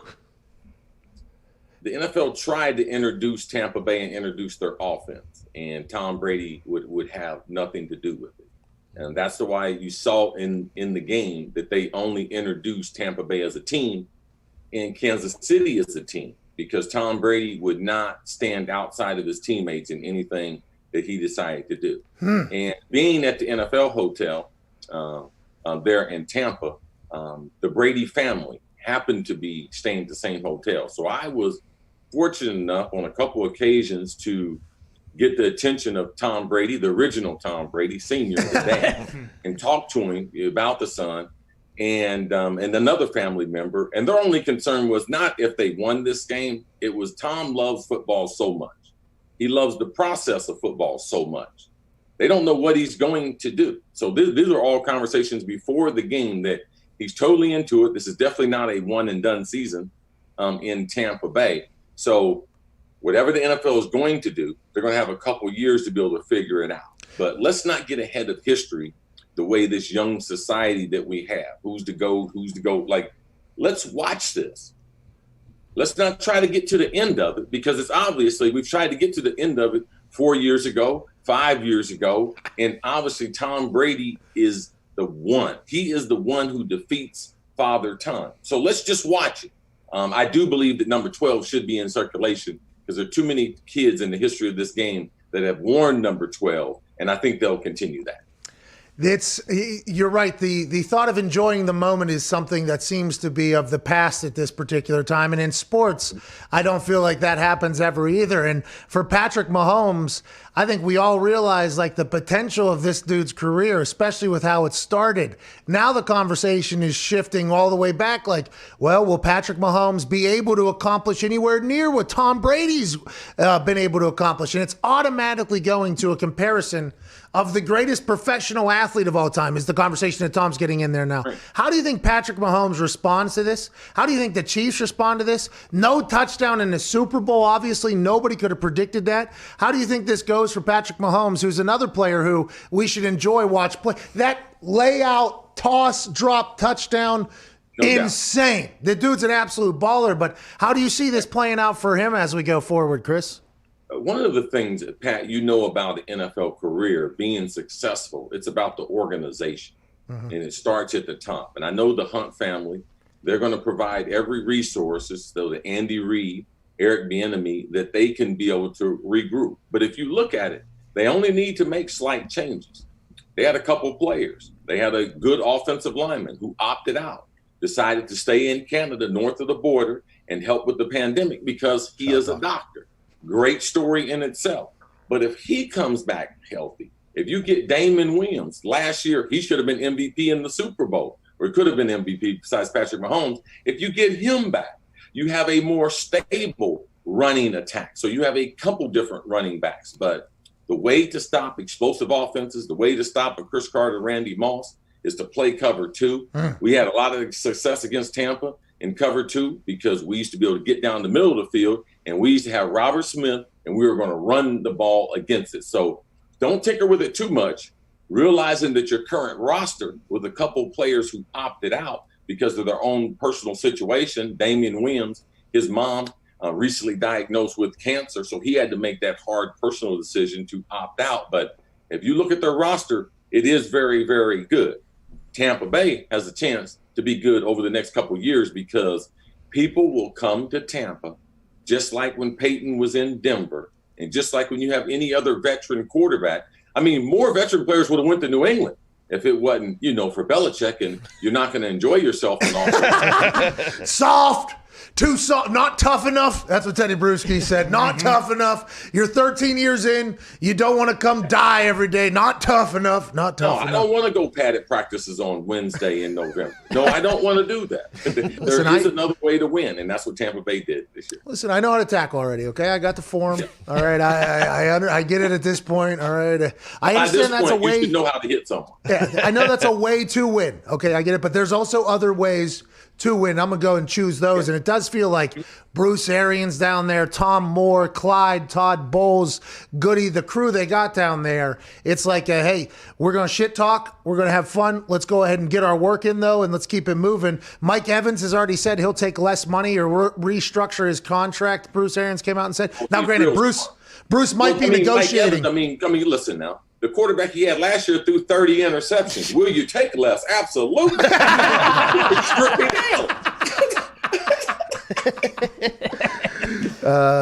Yeah. I'll take less. I mean, this is a much better life. This is a much better life like this. But unless Bruce, Pat, yeah.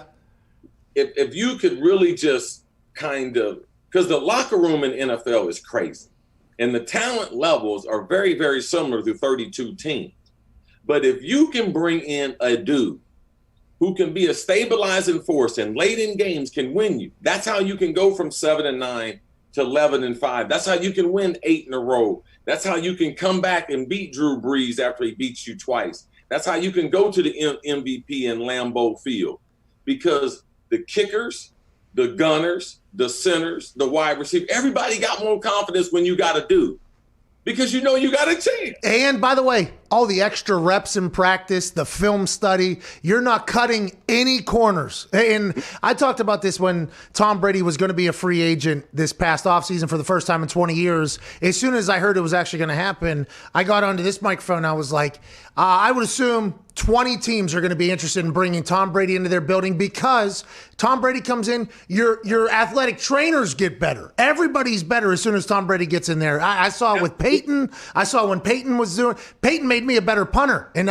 we had nothing to do with each other, right? It's just one of those things. You watch greatness. Now it's coming out that only really 2 teams wanted Tom. The 49ers allegedly, Mike Florio said, passed on Tom Brady. That's insane to me, but also that is how Tom Brady thrives, though, right? Is whenever he's like pick 199 or whatever, and now only 2 teams. Like, that's just adding gas to the entire thing, right, at this point?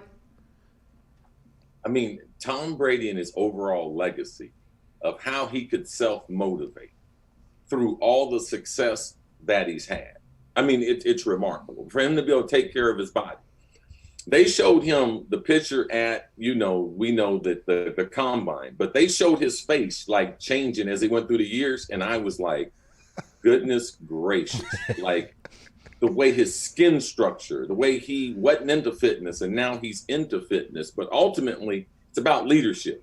There was one guy yelling in Green Bay, "We're not done." And it was Tom Brady in that locker room. So, man, leadership, when you're in team sports, you're in team businesses, leadership cannot be underestimated. People wanted to have a direction. And that's what Tampa Bay got when they signed him. 7-9. Okay, give us some direction. Give us a chance when you get in those big games. And last night they had the mismatch up front going against that offensive line in Kansas City. As soon as he gets there, right, he goes, "This is what we're doing, boys. I don't know what you did last offseason. We're breaking into a high school, and we're fucking throwing right now. There's going to be helicopters. There's going to be helicopters flying around. Right. Like, this is how we do, okay? This is what we do." I mean, we're going to break the rules a little bit. That's what I'm used to. Hey, and we'll get a letter probably. We'll get a letter. But, hey, we've been there, done that before. Don't you worry about that. We will tell Raj to take it easy. By the way, look for Russell Wilson to potentially get a little saw him and Raj sitting in a suite together. Were you in that suite with Raj and Russ yesterday at the Super Bowl? I mean, very close. Russell, congratulations to him. He's the Walter Payton. Congrats, Russell. Congrats, Russ. And, my association with it and the award, we're glad to have Russell. I was the first award winner in 1999. Congrats. Really hey. Wow. Yeah. Hey, I didn't say congrats when you won it. That's on me. I was 12. Yeah. I was. Yeah. Okay, Pat. But just being associated, and especially when the world was at its worst, our players were at the absolute best. If you read the resumes and what these guys did in their one day off this offseason, when everyone was scared, everyone was petrified, they still went out in their communities and did great things to continue the legacy. So I'm glad you mentioned that Russell won the award, but it shows the character of our players. Pat, you've been around our players. They don't even get the type of recognition they should for the type of charitable work that they're able to do, and Russell was able to lead it and win the Walter Payton this year. I agree. Negativity hogs publicity. It's like that in everything, but the amount of good that happens in NFL cities far outweighs the negative kind of headline thing that pops up every once in a while. Ty, what do you have? Chris, we were talking earlier about the likelihood of a lot of big guys going down to ring chase in Tampa, and I don't think that was really like an option, but would you have liked to do something like that later in your career, and do you think we'll see a lot of marquee players take big pay cuts and go down and play with Tom in Tampa? Well, they don't have a lot of room. I mean, you have to have a specific skill. If you look at the guys who they acquired, they had some type of relationship with Tom Brady or someone else on the team. People say, well, Leonard Fournette, when he got cut by Jacksonville, Tom was like, okay. But Devin Smith and him were teammates at LSU. He was like, hey, fool, you better come on down here and get some of this. And Leonard Fournette happened to be one of those pieces, especially as a receiver in their screen game, which has not been his forte in college or early in his career. If you look at AB was desperate. AB didn't mind being a slot receiver. But under normal circumstances, you are not going to get an AB, with Evans and Godwin. So a lot of things happen for them. At the end of the day, guys are selfish about their money. But if you can get a little nugget here or there, a little piece, a little safety, backup offensive linemen. Those are the types of things, because guys do want to win. And also at some point, guys determine, I made enough money. Let me try to chase that trophy. And it's likely that trophy is going to end up at that guy's house if I play with him for a couple of years. So I think guys around the league, yes, we'll be looking at Tampa as a destination, but you got to have a specific skill set. Congrats to AQ Shipley, by the way. Yeah. AQ Shipley. I was looking forward to the questions from the crew because, man, sometimes, man, you're not as sharp and they bring you back to life. They have some really good questions for us, man. The crew. Listen, That's what I call it, the crew. You know how many green teas I chug a morning? You know how sharp I am? Listen, I might hit the water pipe every once in a while, but this green tea got me running through walls, pal. Don't you worry about that. Connor, what do you have? Yeah, Chris, because you were in the stadium, when that streaker went 100 yards for 6, was that one of the greatest feats of athleticism you saw last night? And what was he wearing exactly? Listen, anytime some people trying to rock, he had like a brassiere on or something. It felt like it, yeah. A halter top or some type of bathing suit bikini. It was a leotard promoting a porn website. Oh, he had a porn website on a leotard, by the way. We are getting inside from the crew, by the way. Yep. Keeping you sharp, Chris. You were at the game. You didn't even know. Okay? The crew got you. Don't worry. Hey, don't worry about it. But there it is. I was talking to other Hall of Famers and everything. and this, I'm just going to tell you, man, I'm not into body hair, okay, by no stretch of the imagination. So I was talking to other As soon as I Hall caught eye of them, I had to grab for my bowl to throw up when I saw all the hair he had. Jeez. Has there been anybody that you've met that was much cooler than you could have ever imagined, especially with that? Because you're up, I mean, that Hall of Fame group is. We were with Peyton yesterday as he was going into the stadium for the Hall of Fame suites, I think, like that whole thing. But he was with Calvin Johnson. Like, is there anybody you've met that, or like the new class maybe that comes in, you're like, okay, I hadn't met this dude before, or do you pretty much know everybody at this point?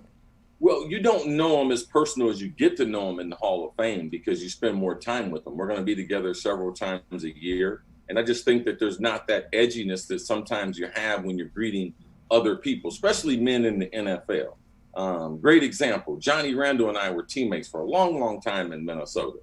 Him and I are closer now as Hall of Famers and working with the NFL and the NFL legends than we ever were in the same locker room. And as Johnny says it, you know, you feel like you're competing against everyone.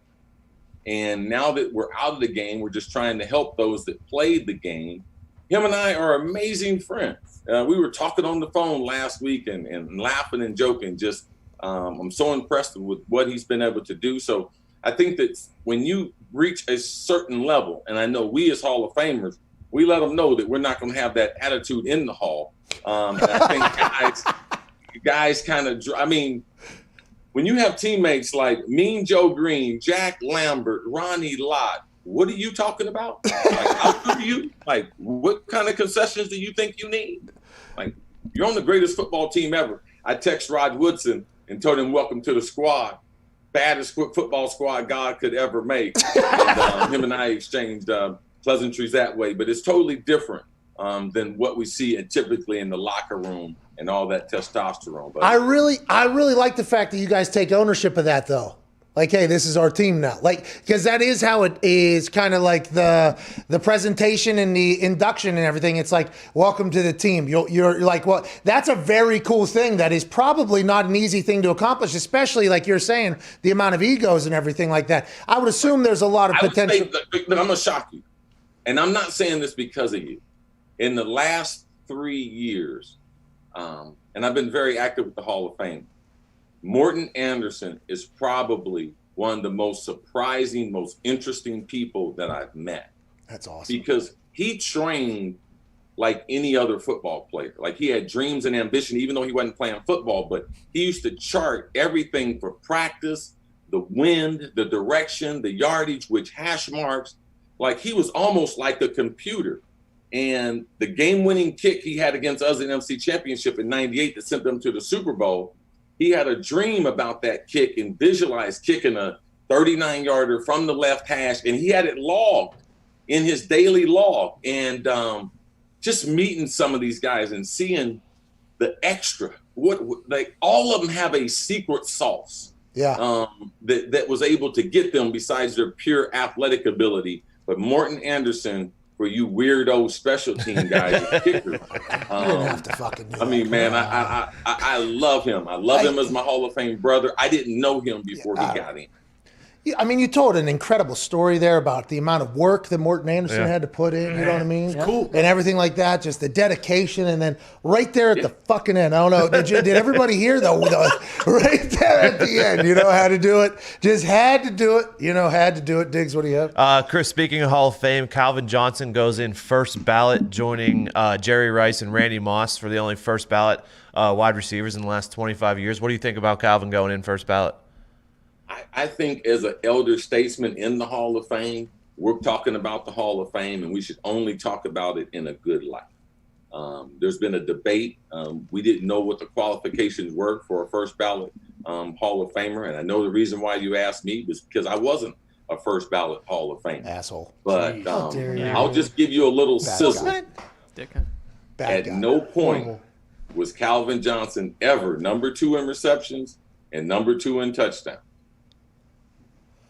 Is that what you're saying? Yeah. But I'm happy for him because he was on his way to shattering all kinds of records, and he should have been recognized for what he did. I think Terrell Davis getting in a number of years ago, it opened up people's mind that yes, you can still be a first ballot Hall of Famer and have a shorter career than what we've seen with some of these other players at that same position. I think the last time you were on, we talked to you about that because it was when Phillip Rivers' conversation was happening. And I said, Phillip Rivers was starting for 17 years in the NFL, okay? That is so long. There's only 32 jobs as the quarterback in a quarterback-driven league for 17 years. He goes in the Hall of Fame. And you said, consistency or sustained greatness or something. And then you said if it's a short, you better be like Barry Sanders. You said you're going to have to be Calvin Johnson, I think one of those, Calvin Johnson, they are the standard in a short career. They dominated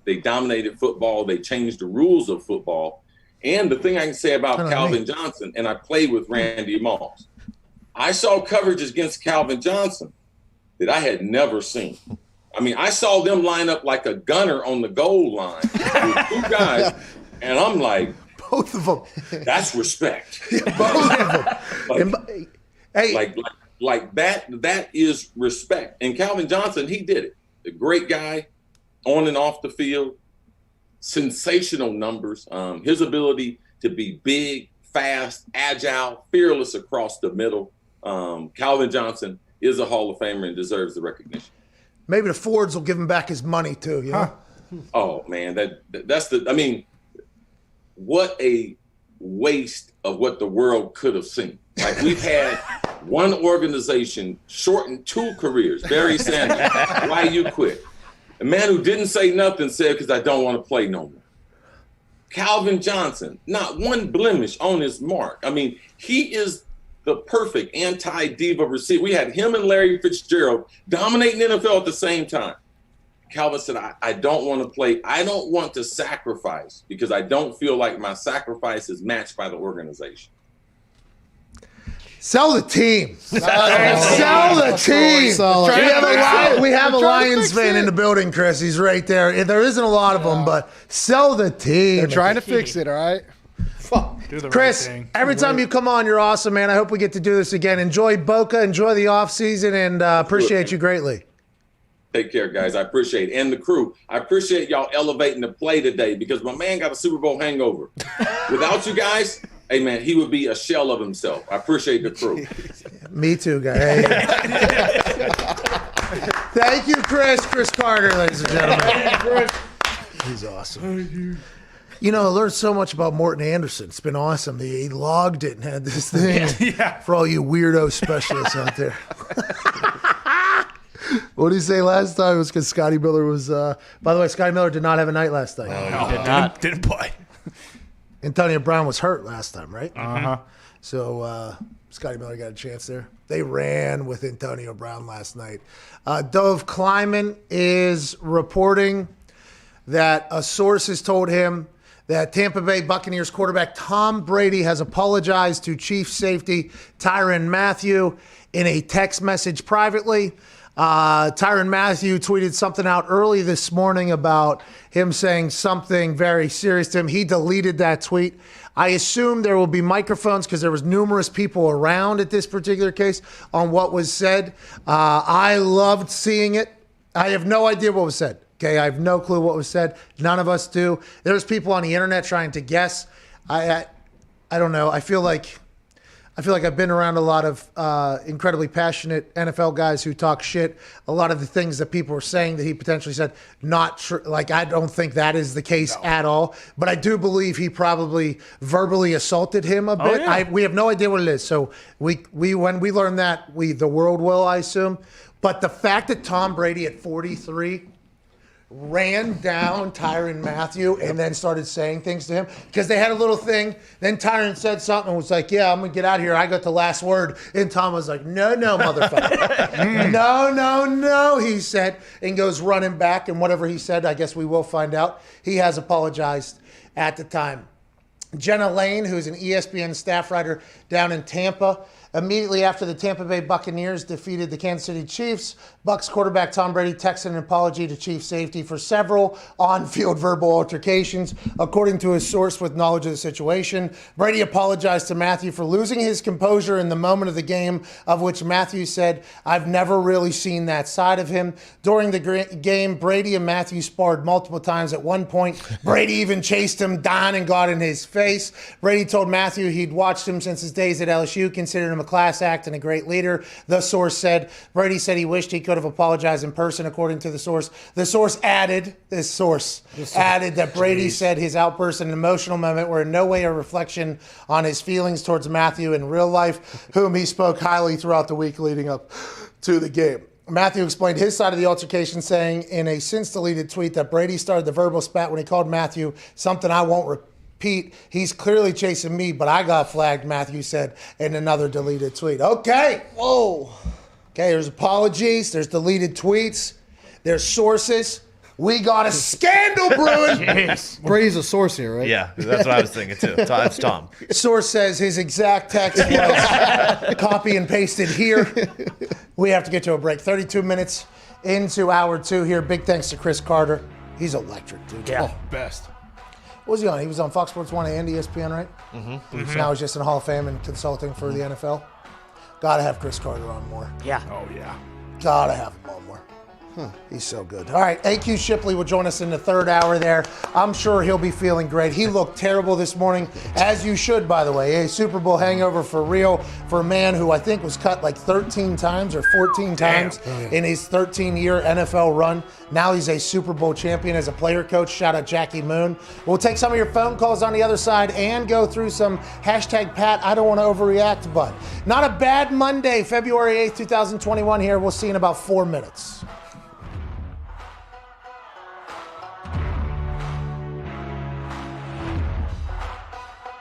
That opening kickoff in that Super Bowl you're referring to with the Colts, Hester takes to the crib. You having a little bit of a heart attack there? Very bad decision, Pat, on my part. All week up in Indy, we're practicing, and we know he's their number one threat. They don't have a lot of offensive weaponry. They win with defense and special team. So for the whole week, we're in Indy. We're not going to let him touch the ball. We practice squibbing to the corners, bouncing the ball, high kick, pop-up kickoff, punt it out of bounds. Everything to not let him touch the ball. We have a chapel service, and the chaplain talks about David and Goliath, and he says, hey, the reason David beat Goliath, he wasn't afraid. Everybody else was afraid. David ran right at him, threw it right between the eyes, and it was over. And I started thinking, we're acting like we're afraid of Devin Hester. So I told the team on Saturday night, I hope we lose the toss. We're going to kick off. We're going to kick it right down the middle. When we pound him, they'll know we mean business. David and Goliath, it's going to be over. We kicked it to him. 12 seconds later, he's in the other end. Sideline, he's looking at me saying, what idiot decided to kick the ball to Devin Hester? But fortunately, the last 59 minutes, the team made up for it. Wait until they see the tone we set on the opening kickoff. Yeah, that was it. I bet you Vinatieri was sitting there. I don't know if that's such a good idea. What's the most beer you did in one night you think of one of those shows? Well, I never forget when we went to Japan one time. Dudley, Stacy Keebler. I mean, there were so many people out there. I think we went through 103 or 108. Now, between just for myself, I'd always make sure to have about a 12 or 18 pack there. And, here's the thing when some people say, oh, shit, man, you got too much of that beer on you. You don't even know how to drink beer. It's like, dude, fuck you. You don't know what I'm trying to do.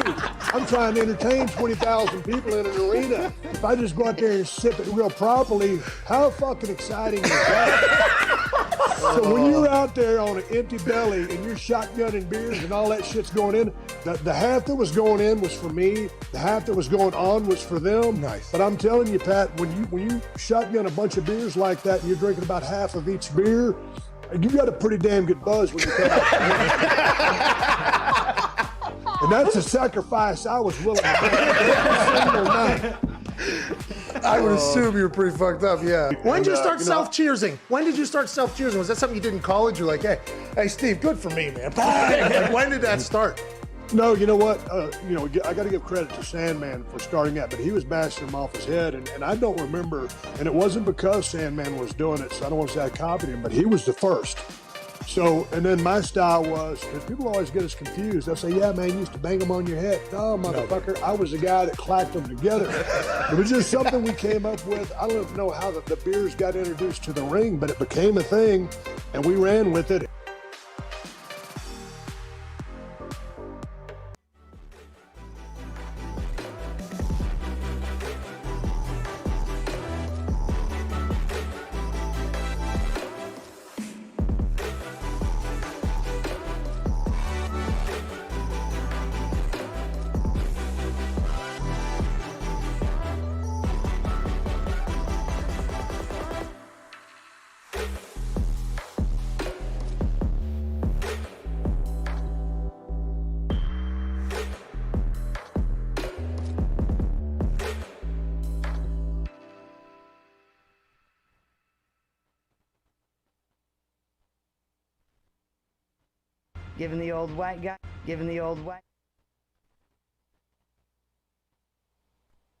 Giving the old white guys something to complain about. It's the Pat McAfee Show. You're damn right. Yeah. Hell yeah.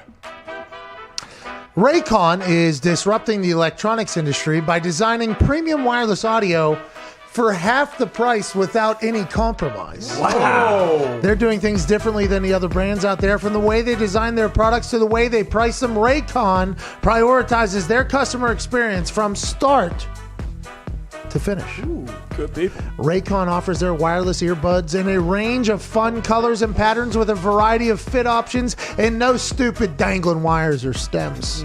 The company was co-founded by Ray J and celebrities like Snoop Dogg, Brandy, J.R. Smith, Mike Tyson, Rich the Kid, and Kansas City Chiefs superfan Melissa Etheridge are all obsessed with their Raycons. Raycon has a 45-day free return policy. Raycon earbuds give you 6 hours of playtime, seamless Bluetooth pairing, more bass, and a more compact design for a comfortable noise-isolating fit. If you're trying to take a break from screens but don't want to feel totally unplugged, Raycon wireless earbuds are the best way to bring your favorite content with you wherever you go. Click the link in the description box or go to buyraycon.com/sports talk, because this is a sports talk show. To get 15% off your Raycon purchase, that's buyraycon.com/sports talk to get 15% off your Raycon purchase. You'll love them. Oh, yeah. You'll absolutely They're great. love them. Oh, yeah. Best. You'll absolutely love them. Can't beat them. Vote for the day has a lot of current pollers. Zito, what are we asking? What are they saying? Should the NFL retire the number 12 while Tom Brady is still playing? That has over 97,000 votes. And right now, yes, 32%. No, 68%. Okay, so a lot of people are feeling like Chris Carter, like, hey, there's a lot of 12s out there. We have to put this vote in? Uh-oh. Oh, boy. No. What do you think? Mine's a no. Yeah, we should just put it in there. That's a no, dog. The 68 to 32% is very interesting because they will have to do something to honor Tom Brady. Remember, Jerry West back in the day was so good at basketball, they said, hey, let's make him the logo. Then Michael Jordan came along and everybody was like, well, shouldn't have done that. Can we change it? Shouldn't have done what we did. But Jerry West was a G. Jerry West is beloved by a lot of basketball players. He's beloved by everybody in West Virginia and all those things. But then once you start seeing the game kind of evolve and the league evolve, you start going, oh, should we have picked just one player to be the logo? What will the NFL have to do with Tom Brady? I assume it'll have to be something special. But to retire the number while he's still playing would be absurd, obviously. And I think that would piss off a lot of people, namely other Hall of Famers that also wear 12 that are currently playing. Is the Super Bowl MVP named after anyone yet? Yeah. That's what they should do. The Tom Brady Award? Yeah. The Brady. What you win? The Brady. Oh, biggest game. Damn. Won it. Did the best. Good for you. That's what Tom Brady does. Yeah, that is the Brady. What's that? It is named the Pete Rozelle Trophy. I don't know if that's publicly known, though. See you later, Pete and Art. Tom will be moving in there soon. Sorry. No offense to the Rozelle family, okay? I don't know anything about him, but Hell I do. of a player. Pete Rozelle, I don't think he went to 10 Super Bowls in 20 years. I didn't. How many MVPs? Super Bowl MVPs? 5? 4? Yeah, it was his fifth. 5 last night. More Super Bowls than Montana. MVPs. More Super Bowl MVPs than any other player has Super Bowls. It's the Brady. Yeah. That's what they're doing. Yeah.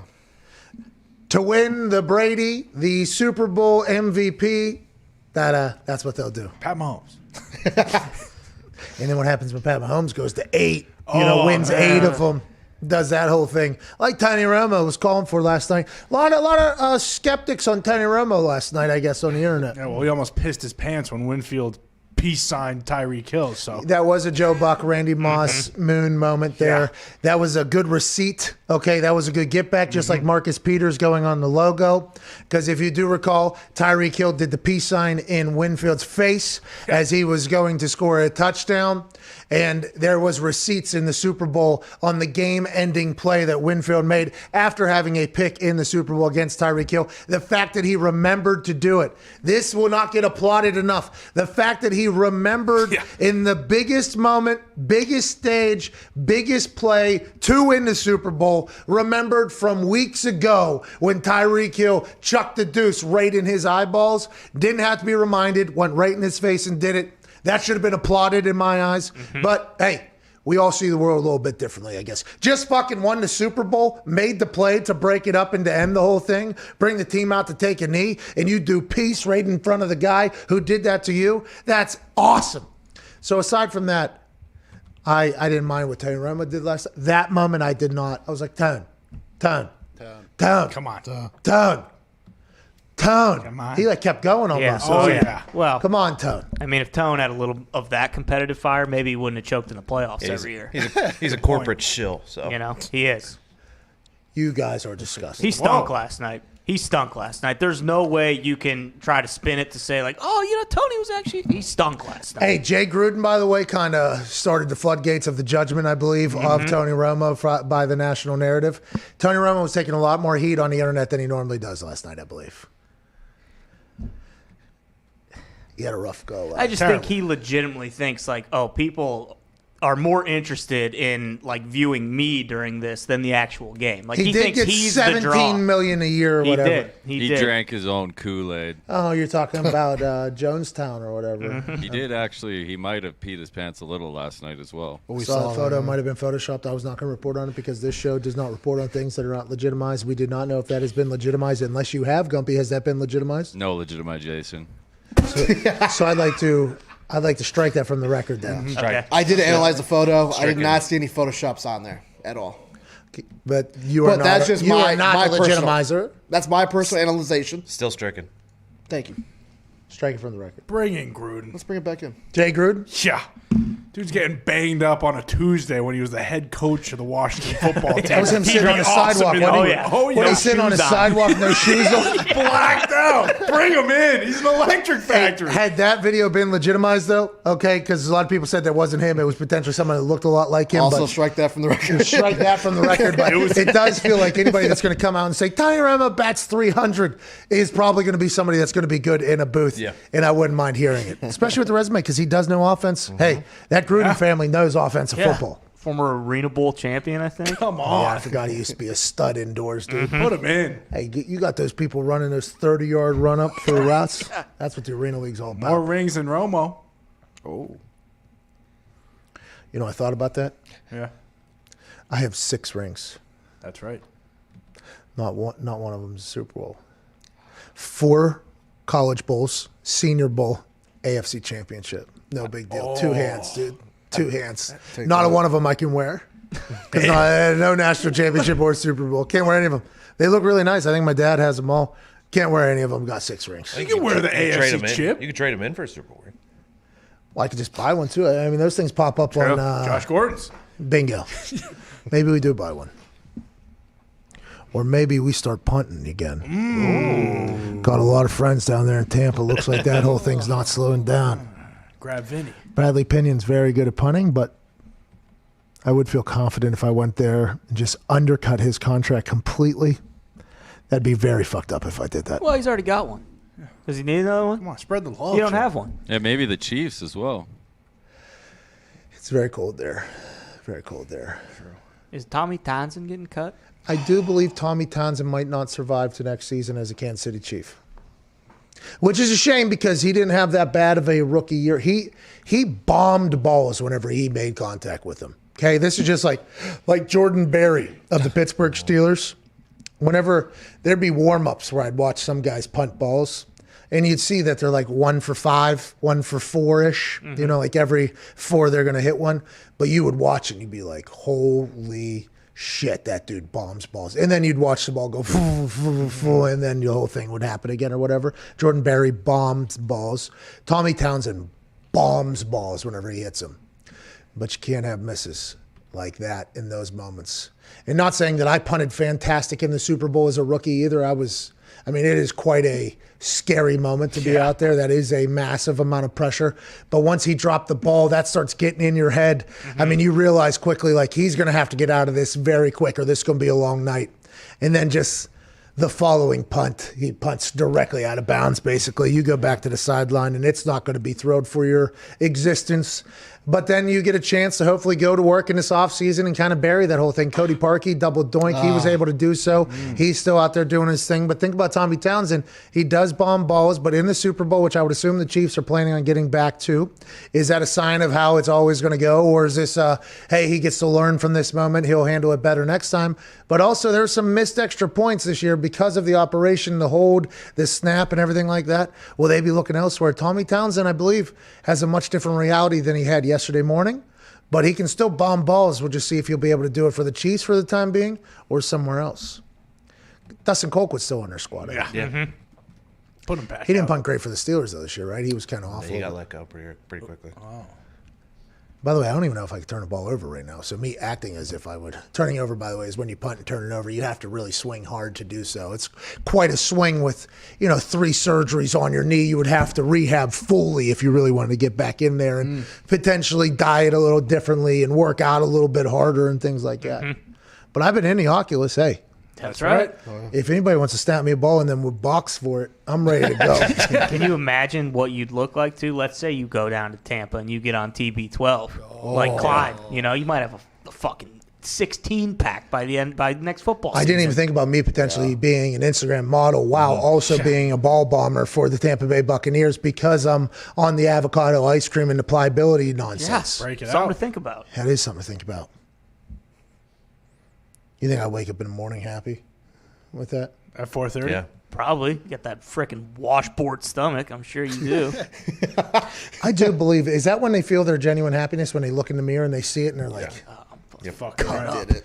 And then whenever you're around other people eating, like yesterday at Super Bowl, you're just watching them, you're like, it's all right. It's enough when I look in the mirror. I don't need to do that. Yeah.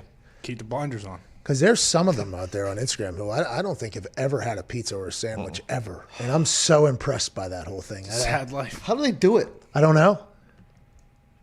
Tom Brady does it. How's he do it? I don't know. Avocado ice cream. Probably has taste buds removed. That's very true. Could you imagine if that was possible? Like, I know COVID came through and did the whole no smell, no taste thing. But if you're trying to get in shape, that would be a part of COVID. I think we could potentially try to market a little bit. Yeah. You know what I mean? I'd be eating kale sandwiches all day, every day. Yeah. That's just running through me. And it tastes the same exact as pizza, right? Because I got the COVID taste buds. Good call, Diggs. Let's go to Edwin in San Jose. What's going on, Edwin? Oh, hey, what's up, Pat? We always talk about how the Bears, like Mitch Trubisky, no one really talks about how my San Francisco 49ers, Solomon Thomas instead of taking either Deshaun Watson or Patrick Mahomes or any other quarterback when, as of yesterday, John Lynch said that they were trying to go a different direction at quarterback in 2017 when we had, I think it was Brian Hoyer and TJ Bethard on the roster. When we were talking about like that mistake that they made there. Thank you, Edwin. The news coming out of San Fran this morning is one thing and one thing alone. Mike Florio's tweet that the San Francisco 49ers told Thomas, Edward, Patrick, Brady Jr. to go fuck himself. Come on home, Tom wanted to do.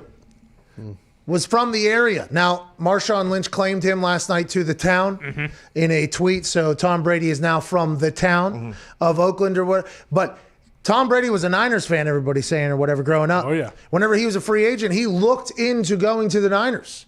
And Mike Florio of Pro Football Talk this morning tweeted, Tom Brady wanted to sign with the 49ers. They passed. Remember, there was an entire conversation revolving around whether or not they were sold on Jimmy G, whether or not the future was Jimmy G. They looked into Tom Brady. Everybody said, well, if you're sold on Jimmy G, why'd you look into Tom Brady? Turns out they were sold on Jimmy G, more than Tom Brady, allegedly. And now they're saying it's a new world or whatever. But that has to sting a little bit if you're from the town or the towns of San Francisco, Santa Clara, or any of those towns up there, that you could potentially have the guy back home potentially winning for you. Now, granted, all their injuries and COVID, that would not have mattered who was playing quarterback. But still, that's something to think about. Probably don't get COVID if Tom Brady's quarterback because pliability, immunity, and things like that. Can you imagine passing on Tom Brady last year and then this year kind of scrambling and be like, we need Kirk Cousins? Like that's basically what they chose over Tom Brady. That's a wild move. By the way, I can't imagine that because the Colts are currently, we need Carson Wentz. Yeah, you're right. Okay. You're right. Can't wait. There's no way he was ever going to come to Indy. I don't know. With that O-line? Yeah, but the more and more we learn about the media bullshit, the more and more we realize that was probably being utilized as potential leverage, right? Is that what we're thinking? Tom was potentially using it as leverage? Feels like. Man, could you imagine if this team that the Colts had fucking Thomas, Edward, Patrick, Brady Jr. on that squad? Gronk, AB. Leonard Fournette, probably. Yep. Not that we need it. We got Jonathan Taylor and the boys, but oh my God. Gronk and Jack Doyle at tight end? You thought he and Cameron Brate were a tag team. Antonio Brown, T.Y. Hilton and the boys? Michael Pittman Jr.? That defense? Oh, I do know what the Niners feel like. You know what? Tom Brady's going to be a free agent again. True. Do you want TB12, though, or do you want some fucking sick new Bobcats for the entire office? That's true. Are you talking about Carson Wentz? Yeah. We have backers. Hey, I on want to that let you new know, he playground. ain't buying shit for this particular office. What do you Carson mean? Wentz. He's heard. Okay? You eloquently said it last week that nothing you said about Carson was bad. You just said, like, hey, Matt Stafford, Aaron Rodgers. Let's go to James in Tampa. They are a much better offer. They're lovely. They're a much better option. They are no longer available. We are in a new time. Okay? If we got Carson, we got Carson. James, what do you want to talk about down there in Tampa? Congratulations. Thank you, by the way, but I'm not from Tampa. I'm from fucking Champa, bud. Okay. Nice. Yeah, this is It's awesome. the city is fucking burnt down last night. It's fucking electric. By the way, Tony Romo can go suck his mom. Whoa. Oh, come on. Hey, Classless. Nice work there. Fucking what a call. He's from Champa, by the way. Classless. I love that the Lightning get a win.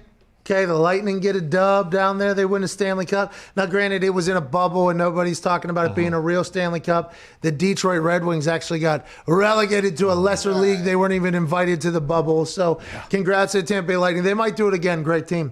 But this Buccaneers team, the same team that's season ticket sales went up 150% the day that Tom Brady signed there. I assume their fan base is only growing down there in Tampa. Good luck to Jacksonville trying to do whatever they're trying to do down there. The Tampa Bay Buccaneer fanhood from the kids of Florida is going to be a massive wave, I believe, here in the next couple of years. And then whenever Tom's done, Aaron Rodgers goes down there. Strut on down. You know what I mean? Aaron Rodgers, you know. We'll see. I mean, we'll see. I'd love Rodgers to get a couple of the gifts that Tom's gotten this year, but I don't think it's gonna happen. So imagine if he was on a team that legitimately went all in. That'd be awesome. With all those weapons. Now's the time. There's 60 touchdowns. Jason Light and Bruce Arians literally said, all right, we got Tom. Oh, fuck it. Let's go all in now. Now's the time. All right, Gronk, we get a 4th rounder. Let's get Gronk in here. Let's do this. Let's do this. Defensive side, let's bring in Ndamukong Suh. Let's go ahead. Let's try to win one right now. Hey, look around. We ain't all living forever, okay? Mm-hmm. We are all 65 plus at this point. Let's go get this thing right now. They did that. Chiefs, they did that. Will the Packers and these other teams that have a chance, will they do that? Will the Packers go all in for Aaron fucking Rodgers, the MVP? Well, they kind of started it already. They hired Joe Barry, the coordinator of the 0-16 Lions. So, I mean, that's a nice little piece that Rodgers is probably going to love going into next year. So we got an upgrade in the defensive side. Oh, yeah. A guy who went perfect one season. Yeah. The wrong way. Mm-hmm. Hour 2 is wrapping up here on a very high note for Packers fans. Hour 3, we'll be talking to AQ Shipley from down there in Champa, AJ Hawk, the boys, and more phone calls. You got about 6 minutes. We'll see you on the other side. Ladies and gentlemen, joining us now is a man who is an absolute stud, a man who's a Super Bowl champion, a man who has a nickname that when you hear it, you think, oh, that dude's a badass. Ladies and gentlemen, the Shermanator, fullback for the Kansas City Chiefs, Anthony Sherman. What you chose to do here, Super Bowl week, you're giving away your truck, which looks to be incredibly souped up, to raise money and awareness for the human trafficking. Yeah, I mean, it really wasn't necessarily my idea at first. I had a couple of buddies of mine that decided to figure out a way onto my Twitter account and put this up as a prank, and then kind of gave me 2 options and was like, hey, either you can look one way or you can look the other way. So I just decided that, hey, it is only a truck, so it really started with Oreo cookies. Who did this to you? How did this work out? And how are Oreo cookies involved in this entire thing? About maybe a month ago, I took cookies down to Fort Scott, Kansas, and dumped about 12,000 Oreo cookies into Adam LaRoche's Raptor in through the sunroof. This is Adam LaRoche, baseball player. The baseball player, yep. You're saying that LaRoche, in response to the 12,000 Oreos you dumped into his truck via sunroof. Opened each package and then dumped them into the sunroof. And here we are, Super Bowl week. He set up an entire website that is functional right now. I think it's up to $50,000. Wow. Is currently being raised for this. I'm glad you told me that because he won't tell me. And I came back from practice on Saturday morning with a Colquitt running over and going, hey, Adam wants me to show you this. And it's this whole long video of him telling me what he did. And he goes, well, by the time you see this video, there's probably 30 million people that have seen this tweet. And you don't have many options. I was more caught off guard on how he was able to figure out a way into my Twitter. It's not just Adam, mind you, either. Who else? Matt Light is involved. Former Patriots offensive lineman? Yeah, the guy that I used to grow up watching on television every week from being from North Attleboro. Yeah, that guy that I had never met before in my life. But he decided to get on board with Adam, and he's been on all these radio shows and talking about how great I am. And it's been a prank from day one, but I'm all on board now, and I hope it raises a ton of money, and I'm giving my truck away February 19th. How did they get in there, you think? Did Adam have your password, you think? He knows a lot of people, and he's got some high-up hackers, I believe. Whoa. That hacked into my Twitter account. You think that Adam's high-up friends legitimately hacked into your phone and did this thing? That's what I believe. Now, it could very well fall into Colquitt. Well, speaking of, funny you say that. Joining us right now, ladies and gentlemen, Dustin Colquitt. Yeah! There you go. Buddy! He said he will not prank Adam LaRoche ever again because he has too many friends too high up that hacked into his phone and did this entire thing alongside the help of Matt Light.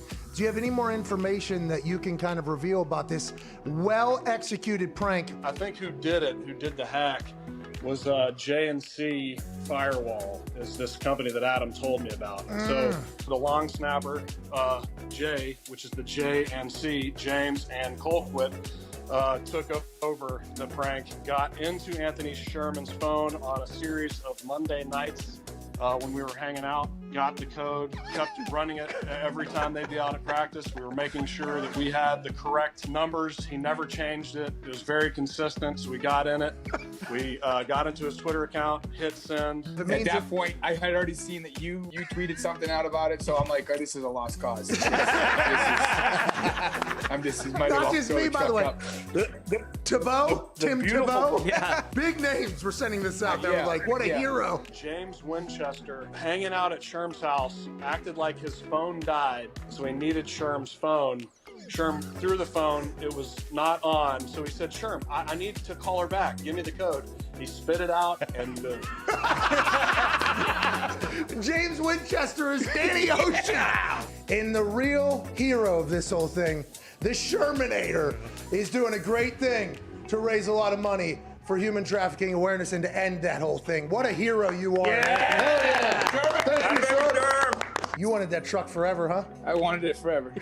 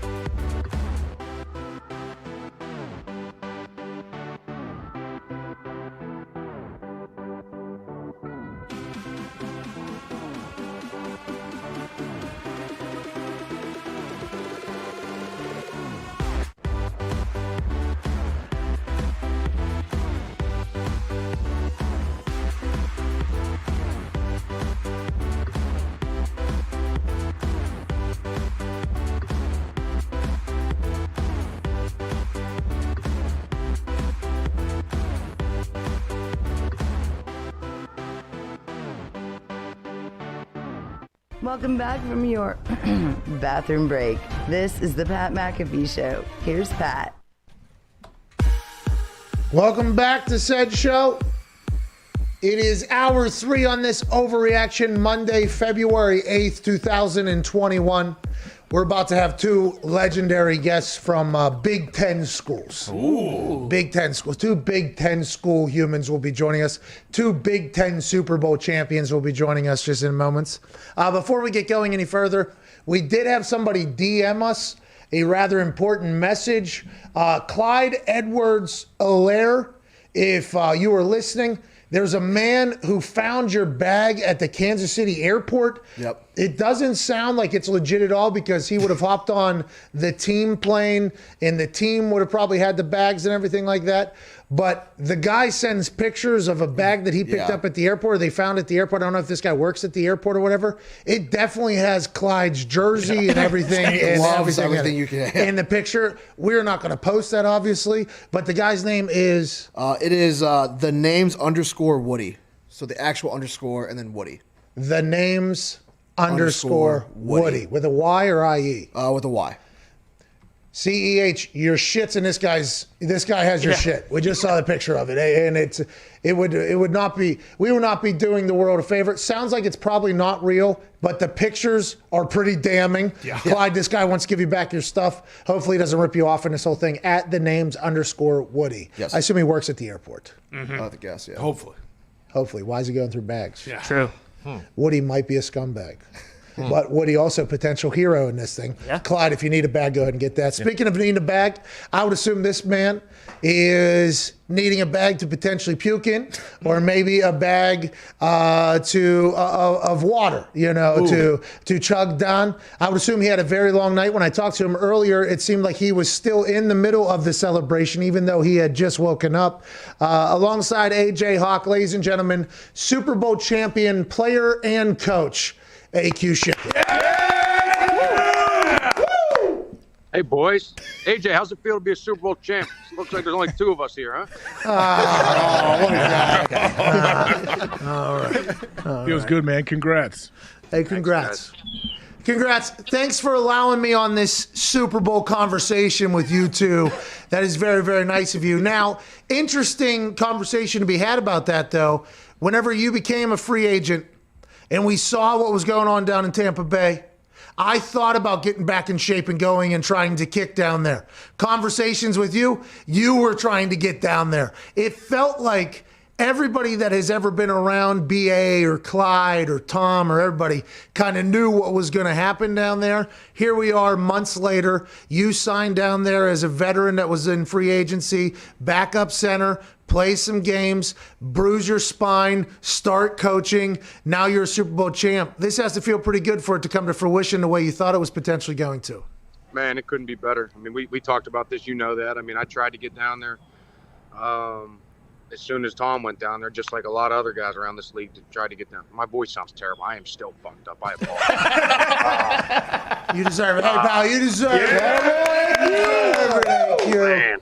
But God, it came. I mean, it was so fun to be a part of. I mean, and you know, you sit there, we're 7-5, and it's like, man, we got to get this thing rolling. And then you reel off, what is it, 9 or 10 in a row? I mean, it was an incredible thing to be a part of. It was incredible to watch this thing roll. And I think I listened to your show the other day, and I heard Clyde Christensen say this, who, by the way, was on the show earlier, I think, right? And he said, we need another 8 games to play our best football. And I think he's probably right. We were just getting better and better and better and better. And Tom just kept getting more comfortable and kind of putting his own nuances on this thing. And last night was a thing of beauty. And can't say enough about our defense, too. They played out of their minds. And to limit that team and that offense and how talented they are to 0 touchdowns was a thing of beauty to watch. AQ, you know, obviously firsthand, like how tough it is to block up teams that are rushing the passer so well. And what you were able to do with the Bucs, they're running a lot of twists and games and stunts and everything. How tough is that? Because we know the Kansas City O-line was kind of patchwork together with injuries. Like, if you're not that experienced together, how tough is it to block? So hard. I mean, offensive line's probably those 5 guys have to be in unison, and it's so crazy to think, like, okay, you just pull one guy out, and you're so used to playing with a guy for 10, 12 weeks. And this new guy that's in plays just a little different, steps a little different, and you're expecting him to do something maybe a little different, again, like you said, on twists or passing off stunts or doing things like that. And it may be completely different than what you've been used to all year. So credit to our defense, credit to Coach Bowles putting that thing together. And, I mean, they got home with 4 all night. It was awesome. I mean, they were able to just sit back 7 guys in coverage. And Vita Vea, having him back the last 2 weeks was he's enormous. unbelievable, huh? Vita Vea is a player? He's unbelievable. I mean, I've had to go against him since the minute I got here. I mean, he's 375 pounds and as athletic of a guy as anybody that's 300 even, 290. I mean, he's such a good player, and he made such a difference and key contribution the last couple of weeks having him in there. What was your coaching style going in a Super Bowl? You know, did you like to keep the boys loose out there, you know, as player coach, you know? What was your style going in there? Yeah, they were loose. It was awesome. I mean, you could see it. I mean, heck, I called you, early last week, 2 weeks? I said, hey, we're going to beat these guys up. I mean, that was the feeling, like, around this place. It was awesome. I mean, the guys were loose. They were playing with swag. They had confidence. I mean, everybody on this team in this locker room could feel this thing coming, and it was awesome. I mean, it was awesome to be a part of. They were just ready to get this thing rolling. I mean, by like Wednesday, Thursday of the second week, it was like, man, can we just get to the game? Like, we're ready to go. Hey, people are taking pay cuts or offering up to take pay cuts already to keep the roster around. Now that you're going to be a highly sought-after coach, are you willing to get paid nothing to be a part of that team still? You want to go on the record, say you'll take no money at all because you just want to be a good coach for the team? I won't say that, but I do know that getting into coaching, it looks like I'm going to have to take quite a pay cut. Hey, were you able to relax at all before the final second ticked off? I'm just wondering, was there a moment in the fourth quarter where you said, okay, I'm going to be a Super Bowl champ? There was a moment, I think, whenever, I think we got the ball maybe backed up on our own 10 or so, and we ran the ball maybe 9 or 10 plays in a row. We ended up punting it like midfield, and opinion, had a great punt, downed him inside the 10. But that point where we ran the ball 1, 2, first down, 1, 2, first down, 1, 2, and you take 6, 7 minutes off the clock, and now you look up and there's 7.5, 8 minutes left in the game, and you're up by 3 scores. It's like, this is about to happen. This is about to happen. So, I mean, that was a pretty cool moment. And then once it hit around 4 or 5 minutes, I mean, you start seeing guys hugging each other on the sideline. It was real. It was awesome. Hey, talk about the offensive side of the ball there as the season went on. Obviously, you went from being player to being coach, so you're seeing all angles of that offense being developed, whether it's Tom introducing more stuff into BA or BA introducing a more like, hey, we're going to go for it type mentality into Tom. The evolution of that offense, if you guys did have another 8 weeks, what do you think would continue to add to it? Why do you think it started gelling late from your particular viewpoint on the whole thing? Why did it start going?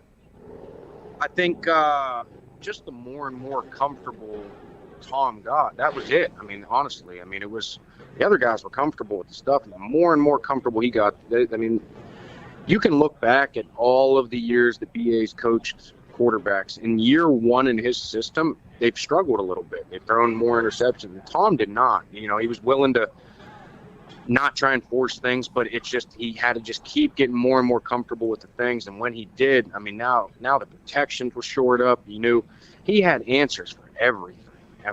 He had his hot routes versus blitz. He had his sight adjustments versus blitz. He had, his cover 0 protection pickups. He had everything dialed in for the last half of the season and had an answer for everything. And, when he's played the game as long as he has, he's seen it, every defense. He's seen every single defense there is to throw at him. And so, he sees this coming. He knows who can cover based on rotation and things like that. And then it's like, okay, cool. These guys have an option to come, so we're just going to pick these guys up and dice them up, and that's what he was able to do the last half of the year. You're saying the big reason why people struggle is because even if you're the smart, Carson Palmer struggled in this, and he's known to be like a cerebral quarterback.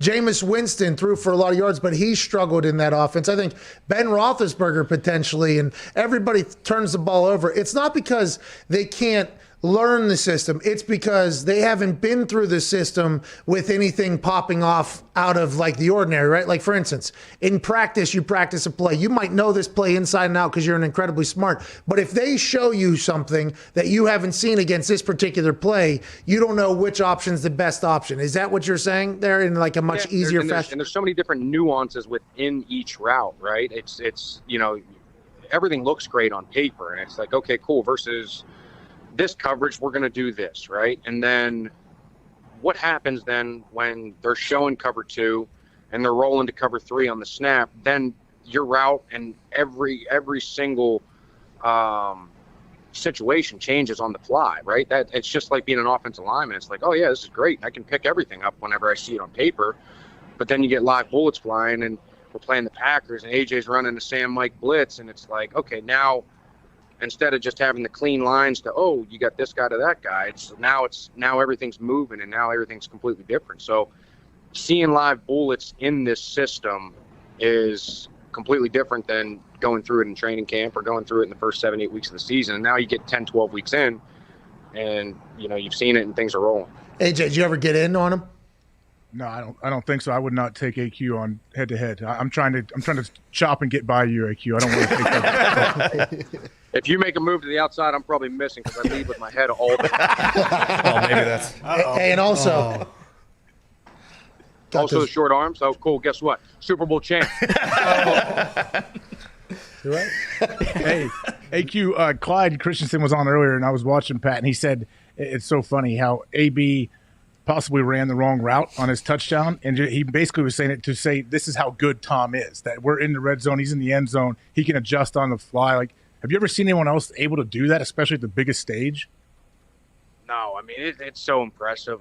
Just him being able to kind of just react, right? I think that's the biggest thing. He never gets flustered, and it's the biggest stage. We need a touchdown, and it's just kind of, you may be expecting some out route, and these guys are just kind of ad-libbing because Honey Badger's playing to the outside, and boom, he kind of gives the outside and back in, and ball's right on the money, low and away where only he can catch it. And I mean, it's awesome. I mean, no, it's incredible. He's been so impressive to watch all year and watch him grow within this system. I mean, you always knew how great he was just from obviously 6 Super Bowls and, just winning and winning and winning and winning. And then to watch him just continue to grow throughout this whole thing and put a stamp on this. I mean, he's the best. What'd you guys do? Just dive into avocado ice cream last night? Is that why your voice sucks today?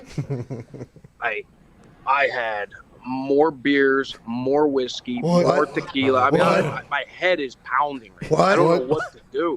What? Don't start this wrestling promo bullshit, all right? What? Did you have a performer? Hey, let me know when you're done. What?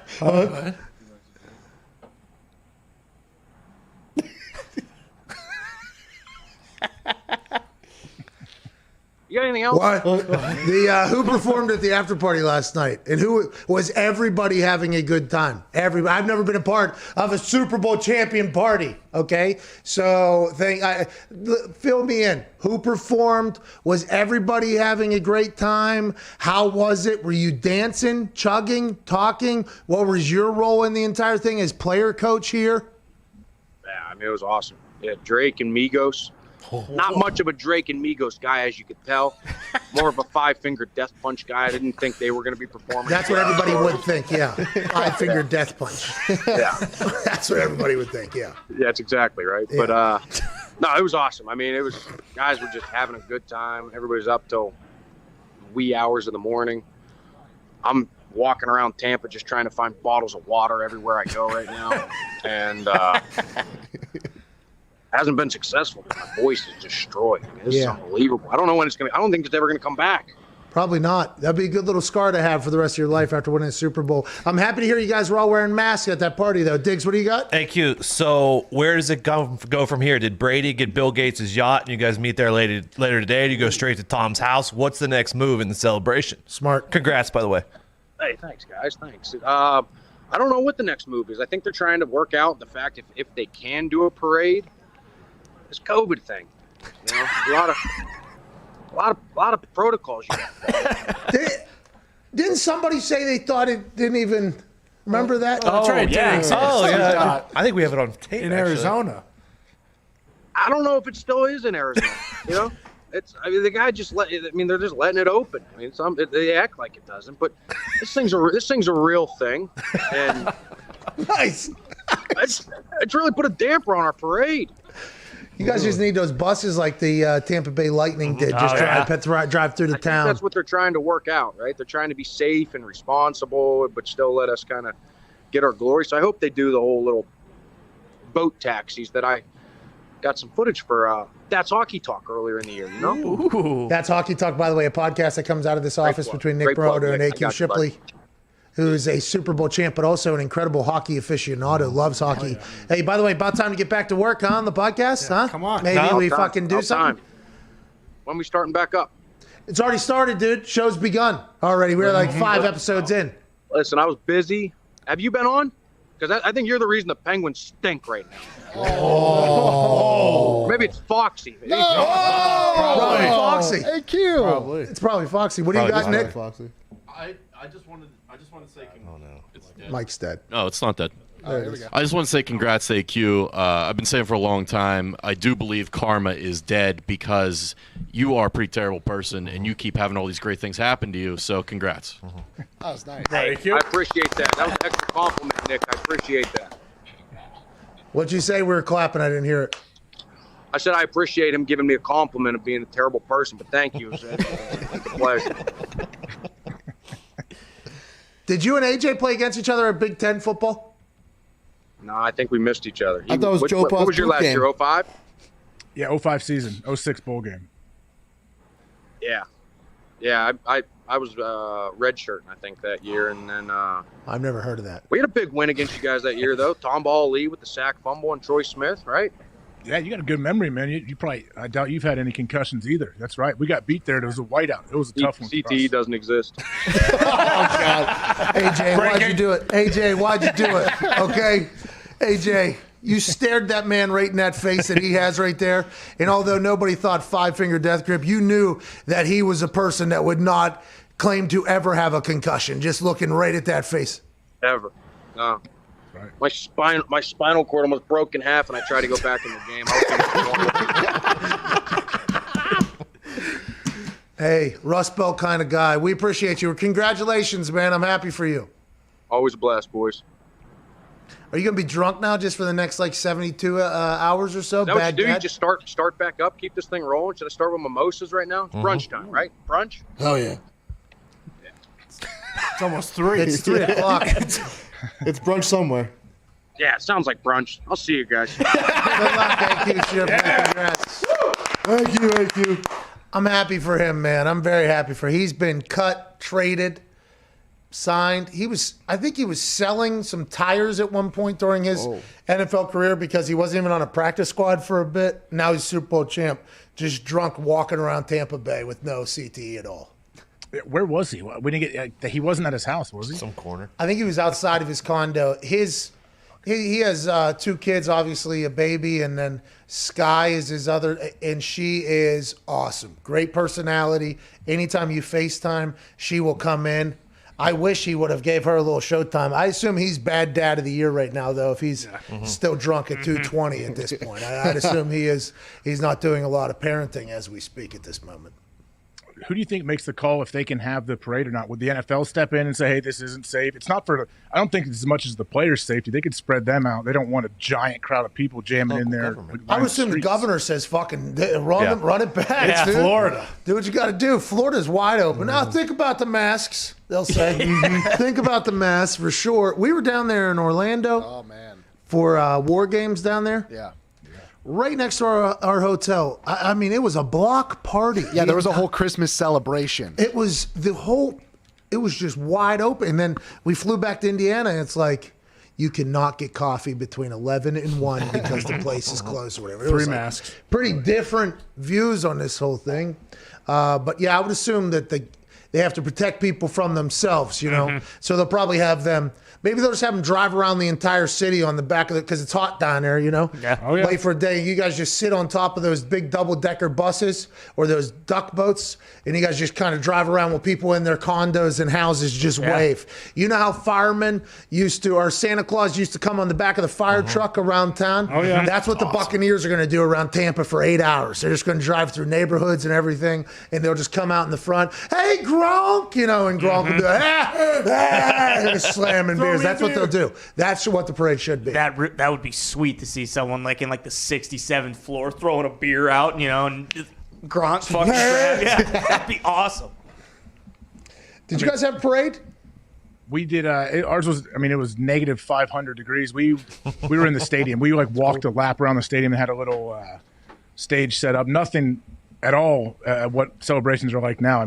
These guys are having a bunch of fun. I know last year, especially starting off with a car chase that got swept under the rug, really kicked off the KC parade. The high-speed chase right down the parade route is something that, you're right, it did get swept under the rug because of how intoxicated everybody got in the incredible moments that happened in there. That high-speed chase with 2 flat tires on that car, but it just kept on going, straight out of a movie scene. And they're like, no, this is not. People, I thought it was fake. I thought it was like a Cirque du Soleil show where they're doing something while you come into the theater. They have a mime clown rolling around in a bubble thing, and it's like, oh, this is like the pre-show. This is a pre-show thing. And they're like, no, that guy really going to jail forever. That guy. Would have been awesome if Kelsey popped out of that car. Just kidding. Yeah. Oh, man. Would like to be a part of that. Maybe I start punting balls again. You and Vinny, head down. One more year. Hey, Vinatieri told us yesterday he's playing still, by the way. Really? Pretty much, yeah. He was like, my plan was to work to see if I could get back, and I didn't feel like I could do that, and then now I'm at the point where I think I could, basically, is what he said. So Vinatieri's 48 years old. He said he might take 2 years off and then come back when he's 50 and just kicking half a season or whatever, just to say he could do it. Was he rehabbing something? Was he not healthy or what? Yeah, he had knee surgery. That last year he played, I think he was hurting pretty bad. He had a hip thing too, didn't he? Yeah, hip, knee. I think he had a lot of things going on, but got brand new ones put in there. He's like, you know what? Let's put the dust off a little bit. We got some brand new fucking vehicles down here. Let's go. What if he comes back? He'll go kick down there in Tampa. Hell yeah. Ryan Suckup hits a 52-yard ball last night from Mr. Irrelevant to Super Bowl champion. Congrats to Ryan Suckup. Hell yeah. Kicker for the Tampa Bay Buccaneers. He was also not on the team last year. He was on the Titans, I believe, and then now he's a Super Bowl champion. I don't know what his contract status is, but I do know if Vinatieri goes and makes some calls, I believe he will get at least a workout if he wanted one. I think if he wanted one at this point.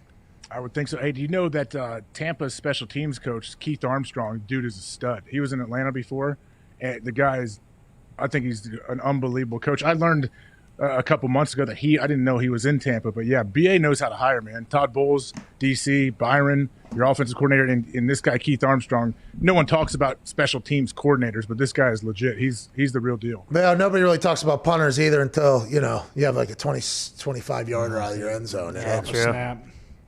Oh, man. They were just out of sorts. Like, I was like, man, it's one of those nights. It's one of those days for Kansas City. Now, Tampa Bay forced them into that. Bingo. But that's how it happened. Like, Tampa Bay never let up either. But, man, we said, what did everybody say before the game? If you can get four-man pressure, you can change the game. But I don't think anyone anticipated how much they could truly change the game. That entire game, though, I might be the only one who thought this. I was like, Kansas City going to go. Mm-hmm. Yeah. Kansas City's going to go at some point. And then there was that dive, a lot of time left in the fourth quarter, 13 minutes left, dive, sidearm throw, hits dude in face. Normally in real life, normally Kansas City Chief catch that touchdown. Patrick Mahomes is doing the entire this thing. All of a sudden they're down. They go for two. Now they're down 2 scores. It's like, okay, here we go. Now we have the game. And then instead, there's a couple drops. Never happens. Blowout, 22 points. Tom Brady, Tampa Bay Buccaneers, Super Bowl champs. It did not pan out how any of us thought. And by the way, the game might have not lived up to hype expectations. Anytime the under hits, normally that's the case, by the way, like what happened last night. I still enjoyed the fuck out of the game. Mm-hmm. Yeah. Mm-hmm. And I'm very bummed that we don't have any more games. Oh, Jesus. Tell Dwayne, the XFL's got to get going. They've been working harder than anybody, allegedly. I ain't fucking heard a thing. There's a fan-crazed football thing about to pop off. That's going to stink, probably. What? Unless they got Marshawn on the call every single game. Anybody watch Marshawn yesterday, by the way? I would hope so. I would assume somebody watched. He's fucking unbelievable. All right, we have to get to a break here. On the other side, I think we'll answer some phone calls with AJ Hawk. We'll go through some hashtag Pat, I don't want to overreact butts. I don't know if we had enough time to gather them before the show actually started, so I've teased it a couple times. I do not know if we're actually going to do that. I don't have any. Yeah, we're not. We will not be doing that. We will take some phone calls, though, and we will continue Overreaction Monday with Tuesday with hashtag Pat, I don't overreact tomorrow. So get yours in now. There was so many overreactions we couldn't get to them all. Zito, what's up, bud? Clyde guy's back, by the way. Did he? Yes. Because of us? Yes. No. I don't know, maybe. They said they're in contact now, and the bag is being transferred back. Here we go. Okay. I can imagine. People helping people. He was getting it back. He doesn't have it. He does not have it back yet, and we don't know if he's a scumbag, so we'll find out. Yeah. I mean, I would prefer, though, if somebody finds my bag somewhere, not to just open it, take pictures of everything inside of it, and send it to a rather large internet show. But also, if I get my bag back, big shout out to you for opening it, taking pictures, and sending it. So it's kind of a hell yeah, you know, win-win. Can I keep your jersey or?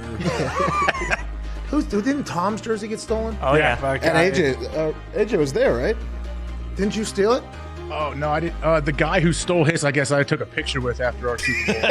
Wow. Did you have to get interviewed for that? Accessory. No, I didn't even know. It was shown in the documentary about Tom's jersey being stolen. My brother texted me, was like, hey, they showed a picture of the dude who stole it with you on the field. You fucking a part of that whole thing? AJ, crook. Inside man. Yeah, I made a deal with the guy. I get half of however much he sells it for. How much money you think that porn streaker got last night? What was he promoting? Some porn site, I guess. I checked the work. It's pretty good stuff. All right, this is the show. We'll be back in 4 minutes. This is Sirius XM Channel 82, Mad Dog Sports Radio. You have got to experience so many things, both as a businessman off the field and on the field. Is there a moment when I ask this question that pops your mind, like, what's the craziest shit you've ever seen in your entire life? Because there was a time there where it felt like you were just getting dropped into insane situations and the world was like watching you do things. Man vs. Wild, you and that Bear Grylls guy, fucking electric. That was maybe the most electric shit I've ever seen. Is there anything that you think of whenever you think, like, what's the most ridiculous thing you've been a part of? Probably some of the most ridiculous shit I ever been a part of was, I had got the restaurant which I'm in right now, and when we first got it, I would come in here and I would clean up and go outside in the front, sweep up, make sure everything looked nice and shit. And one morning I got up here and I noticed, damn, this is a funky ass smell. And I looked, to the side of my front door, and it's a big ass pile of shit. And I'm talking about human shit. Yeah, and it's right on the side of the door. So I was like, somebody done came and popped the shit right in front of the door. Like, oh, this shit is crazy. Like, I can't be in here serving food. Motherfucker come walk in and they smell straight ass cheeks when they come in there. Like, I don't think that's the restaurant I need to eat in. So, man, I get the water hose and I'm hosing it down. And, I see, we got a couple, dolphins that usually walk back up in front. Hey, man, did you do this? Like, oh, no. So, one of them owned up to it. I said, man, check it out. So you don't do this no more. Look, you come by here, we get you we get you a broom and you help us, we help you. You feel me? And we put together a little, I put a proposition together for him, and I ain't cleaning up shit no more. It's a win-win. It's a win for everybody on that one. Hey, one of your former teammates. Yeah, hey, everybody wins. You're helping the people, man. That's awesome. That's why people love you. But hey, one of them owned up to it. Just a line of questioning. The line of questioning. His name was Willie. Willie owned up to. Matter of fact, he just left out. He seen me sweeping up. He like, hey, what's up? Oh boy, I've been looking for you. You feel me? Okay. Yeah, we bust down together up in the front of the restaurant to get it all cleaned up and everything. Hey, you're helping people. Hey, Willie went from shitting outside to working inside. Let's go. Yeah. All right. Let's go, Willie. Let's go. Give it up for my boy Willie, man. How did you know Red 18 was coming? Pat, I can't tell you how much I appreciate you telling that story and just growing the legend. That was about the 18th time I tried it. I was over 17 going into that. And, when it doesn't hit, you just keep walking. Nobody ever really tells you about it. So when it hit, I was as surprised as you were. And the reaction from some of the good old folks there in the casino that night was pretty special. Well, I appreciate you doing that. You made me and those folks in the casino a bunch of money. Congrats on the Hall of Fame nod. Thank you for spending time. Enjoy yourself at the game, Peyton. Pat, thanks, pal. I appreciate you. The Sheriff, Hall of Famer, Peyton Manning.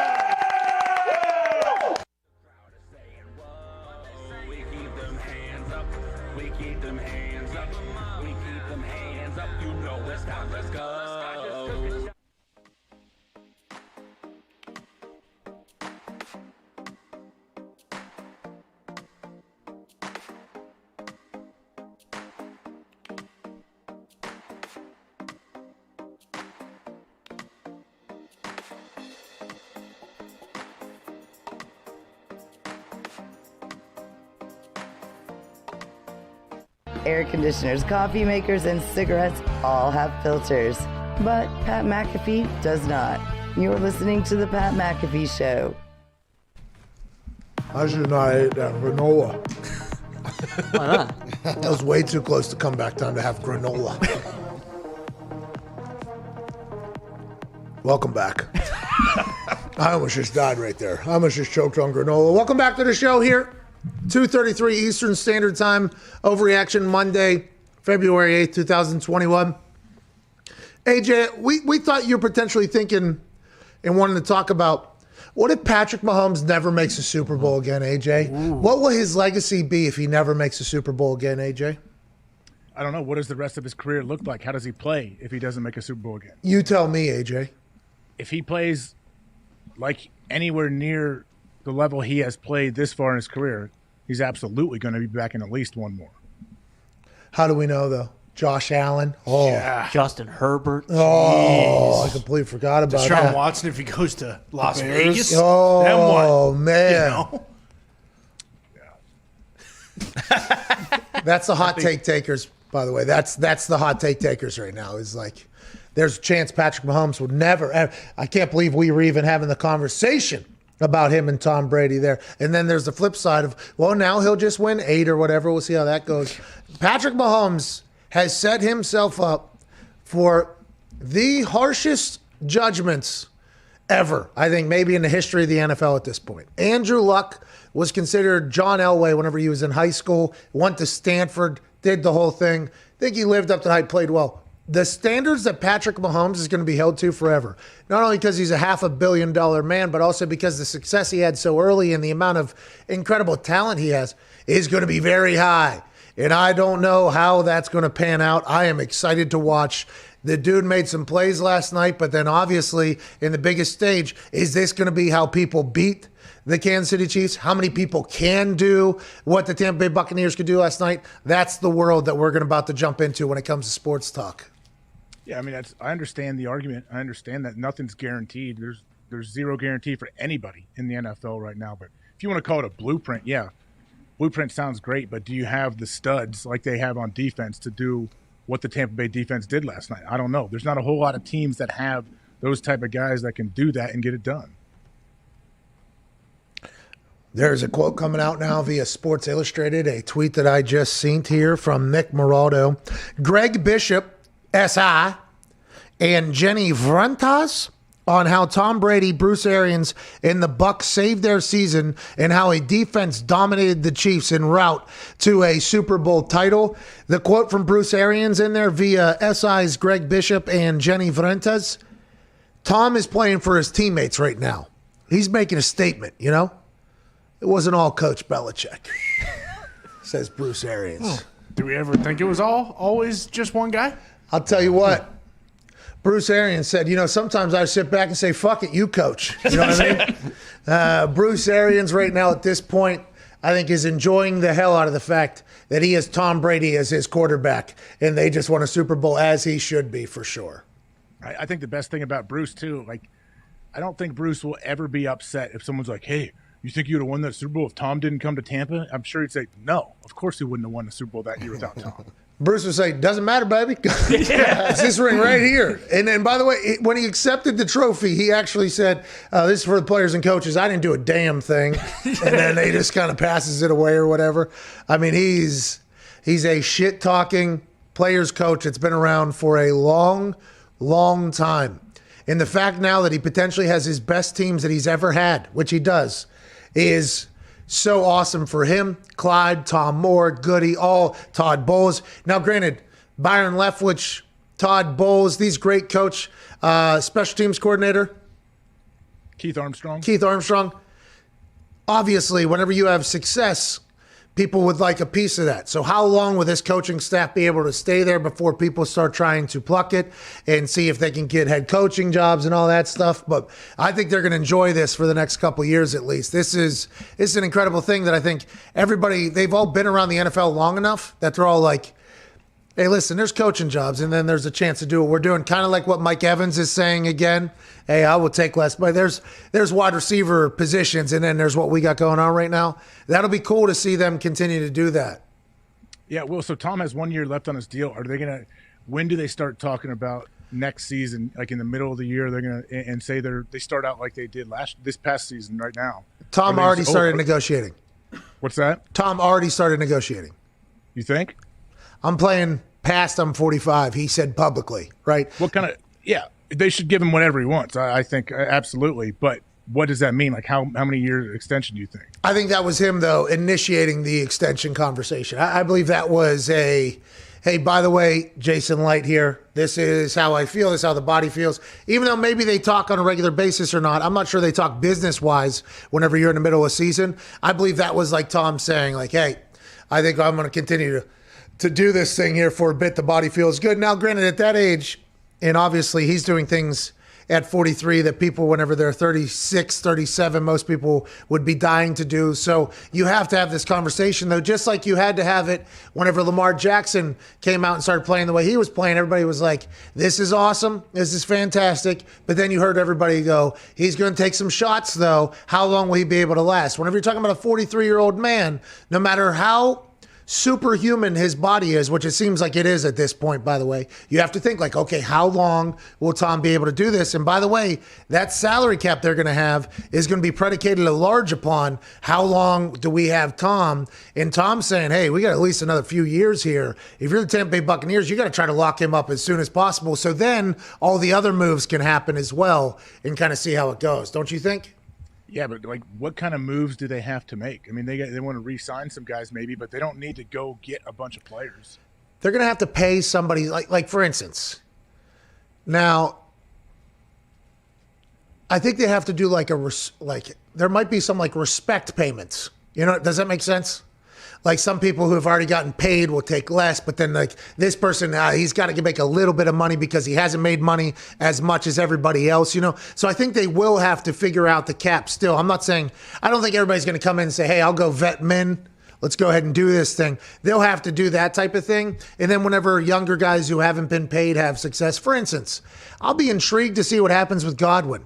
He could very easily go and make a lot of money. He's 24 years old. This contract could be massive. Leonard Fournette, running backs don't get as many big-time opportunities as many other positions, especially skill positions. If he gets offered a lot of money, it's going to be hard for him to turn down. But then on the flip side, there's like 70 free agent running backs that will potentially go, hey, I will take less money to go play down there who are good. But it's like, how much less money do they take? Chris Godwin, for instance, he has not been paid yet. But you look around at like Allen Robinson or T.Y. Hilton. T.Y. Hilton's already made money. He's going to be a free agent. Knows Bruce Arians well. It's like they'll be able to kind of plug and place, I think, in a lot of those positions, but they're going to be some high-quality dudes, especially because Tom's Donner. Yeah, especially if, like you said it, Fournette and Godwin off of their rookie contracts. Like, they're going to, you would assume they're going to want to go get their money somewhere before they decide that they want to take less money to stay with the team. Which is interesting, right? Because if the Buccaneers go on to win 3 in a row right here, or 4 in a row. Man. And they won 1, you know, people are going to be like, well, I got fucking $30 million to go somewhere else. Yeah. All right, maybe you can buy some off of eBay then. You can buy a couple of those rings off of eBay then. Everybody's situation's different, you know, AJ? Yeah, situations are situational. As hey, wow. What does that mean? Wow. What does that mean, AJ? What does that mean? I have no idea. You've never given me an answer. Works, though. You literally just used it perfectly. Oh, yeah. Yes, I'm going to start using it off air too, like in my daily life. I'll start throwing it in, see if it gets some traction. There you go. Everything I use on air is off air, by the way. That's why I run through things so quickly. And I believe that is something that our office does as well. If we use it on air, it's awesome. It's hard to hold the trigger on it off air as well because the pop in the room is definitely worth it as well. But then after about a week, it's like, all right, we're all fucking done with this, right? We killed it. We killed it. Good run. We killed it. We're like pop music, but with like incredible strength. Yeah. We just fucking bury things so quickly because we enjoy it so much. So good discipline by you. I would say situations are situational, will survive real life and here, by the way. And when you drop it in real life, might get some interesting faces, but that's why you're doing it to begin with. Yeah, it's like a conversation starter. It's a little something you can pivot off of and open something else up. Bingo. It is a big pivot sentence. Situations are situational. For instance, you know what I mean? You take it right into your sweet spot. Right now we're talking about your bullshit, okay? I don't know much about it, but I would like to participate. Situations are situational, like I always say, and then bang, now you're bringing them into your water. You know what I mean? Personal You're example. coming into my territory now. Now all of a sudden this conversation has swung in my favor. How you doing? We doing good. How you doing? Not as great as you were just a couple seconds ago. And now you got to watch yourself when you're having a conversation with a good conversationalist, though, because they will have a transition back to their world, and you got to have more sitting on deck. You can't just go right back into the situations are situational. You got to have more. You got to have more on deck behind it. You know, AJ? Yeah. What just happened over the last 90 seconds? It's a good show, Like, clip dude. that, please. Where's Billy? I want Billy to clip that up for YouTube or something. Like, Pat McAfee, situations are situational, and then listen to you speak for 2 minutes and not say anything. I feel like I just said something. I just helped somebody out right there. I feel like a potential interview situation, whenever you have a, you're going in there for a job and it's a conversation, not a bad thing to drop in there. Bring that person that's doing the employing into your world. Who's hiring who now? Yeah. You know what I mean? Who's hiring who all of a sudden? Yeah, you're always a couple steps ahead. Well, I mean, situations are situational. I mean, whenever you're talking about, let's go to Ben. That felt good. That was good. Still got the fastball. Ben, what's going on? Hey, what's up, boys? Can you hear me? Yeah, you sound great over there in Phoenix. What do you want to talk about, man? How's COVID over there? AQ said it's not in Arizona. Well, I mean, it's here, but, we don't care too much. Well, we hope everybody survives, Ben. Jesus. What do you want to talk about? Hey, I'm fine. All my friends are fine, but I wanted to congratulate AQ, BA, Todd Bowles, all the other 20-plus Cardinals, ex-Cardinals that were on that 2015 team that couldn't make it. I also wanted to see where do you guys think Patrick Peterson's going? There's been a lot of talk this morning about we are not going to extend him, and I want to see what you guys feel about it. Great question, Ben. You know, a lot of people would automatically assume that Patrick Peterson would be going down to Tampa, but I'm not 100% sure. Like, what's Patrick Peterson? Does he want to play? Does Patrick Peterson still want to play? Does Patrick Peterson still want to put in everything it takes to be a number one cover corner, or will he adjust into a different position maybe? I'm excited to see what happens with Patrick Peterson, who was once one of the most explosive athletes to come into the NFL. Yeah, I think I would imagine, and I don't want to speak for him, but he seems like a very driven guy that wants to play. And if you're not going to go to Tampa, hey, why don't you give Kansas City a ring? That's a guy like Patrick Peterson's a prime example of a guy at a point in his career where, let's go to a team that is absolutely going to have a great chance to contend. But also, like, I played Charles Woodson. You saw it. Charles went to the Hall of Fame this weekend. Unbelievable player. Charles he went from corner, played nickel, didn't care. Like, Charles would play anywhere. He didn't mind. You can move him around. I think Patrick's the same kind of guy. Imagine moving him to safety or to nickel. And that's all, like that Los Angeles Rams defense. Imagine him going over to safety over there, because I assume he's made a lot of money. Los Angeles, good place to go to. Tampa, another place. And Winfield's going to be there for the long haul. Yeah. I would assume Bunty Murphy, he's also young. That's going to be potentially a tough secondary to get in. But if he's taking nickel role or something like that, and he utilizes all of his efforts into that type of role, just like plenty of incredible DBs have in the past, that's a great transition. Veteran presence, been there, done that. That'll be something I'll be excited to see. Or he goes somewhere and he's still a number one corner or whatever, and he gets paid somewhere. He has made $94 million in his 10-year career. So there's the perfect example of somebody that's like, yeah, what do you need from me here? Need me to play what? Okay, yeah, let's go get a Super Bowl here. I have not had one. Even though the team, the whole coaching staff on the team I was on just won one yesterday, I would like a Super Bowl as well. Oh, yeah. Yeah, the Rams, that's how fast things come and go. Like, it was such a big story about Matt Stafford, Jared Goff trade. I didn't even think about putting the Rams on that list for Patrick Peterson. But with Matt Stafford, there's another opportunity for him. Well, it's Los Angeles, too. A lot of dudes have homes out there. You know, not everybody is an L.A.-type off-season guy.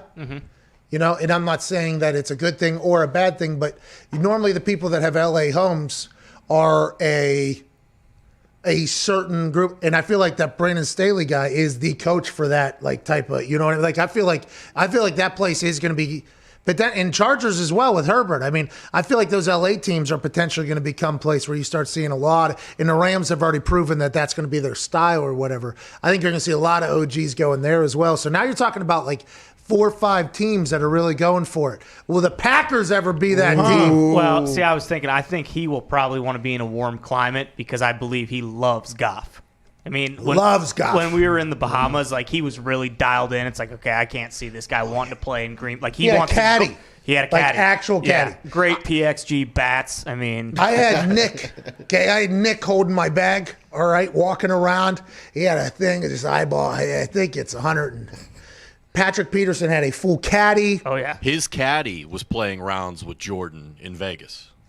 See? Damn. I was hungover. My caddy was not doing that. What? He's Still obsessed. Still won. Still won a belt. Richard Sherman might work well in Green Bay. Yeah. Who did he compliment? He just complimented somebody in an interview. Gruden tampering. Yeah, he said, come get me or whatever. I'll be excited to see how it pans out. Because if it starts becoming like the NBA, where it's like younger teams that are trying to build, and then you got OG teams that are kind of all being built. It's interesting if you're Tampa and you're like, thank God we became one of those. Yeah. Tom just came down here. We were not for a long time. Like it's going to be interesting to see how this whole thing starts to mesh and what the NFL looks like. But I mean, we don't have games for 5 months or something. Son of a bitch. Cool. Let's go to Rob over there in Baltimore. What's going on, Rob? What's going on, guys? How are you? Hey, not too shabby. Why be less when you can be more? Am I right? Baltimore. Oh, shit, yeah. Incredible game last night. Unbelievable. Anyhow, last night I was listening to AJ's brother-in-law late last night, and he started telling a story about AJ meeting fans and them wanting him to tackle them. You got any crazy stories to say about that, AJ? Thank you, Baltimore Rob. I believe this is probably at Lake Tahoe, unless you're just tackling fools everywhere you go. Is that something you do? That's awesome if that is the case. No, we talked about it on the show before. I don't want to be redundant, but yeah, people have asked me to tackle them at golf courses, and I've done it in Tahoe to try to secure an invite for the next year. Smart, because your golf game is not worthy of the invite you're saying, but the tackle is. Yes, I used to play. Me and Patrick Peterson used to be paired together in Tahoe years ago. Guess what? Patrick is obsessed, became a great golfer. I haven't seen him in probably 3 or 4 years out there because he is 15 groups ahead of me. There's one guy that has moved up, you see. Yeah. And there's one guy that's still tackling fans. Yeah, that's right. There's a sideshow, and then there's somebody that's in the tourney. Mm-hmm. And both are great, by the way. Both are fantastic. As long as you're at the tourney, who gives a damn? Ain't that right, AJ? That's right. The more you can do, buddy. I should have went to that thing. They invited me. I didn't think my golf game was good enough, so I said, no, I'll probably never get invited back. Yeah, no, you're perfect for Tahoe. You should absolutely do it, and your golf game is more than good enough out there.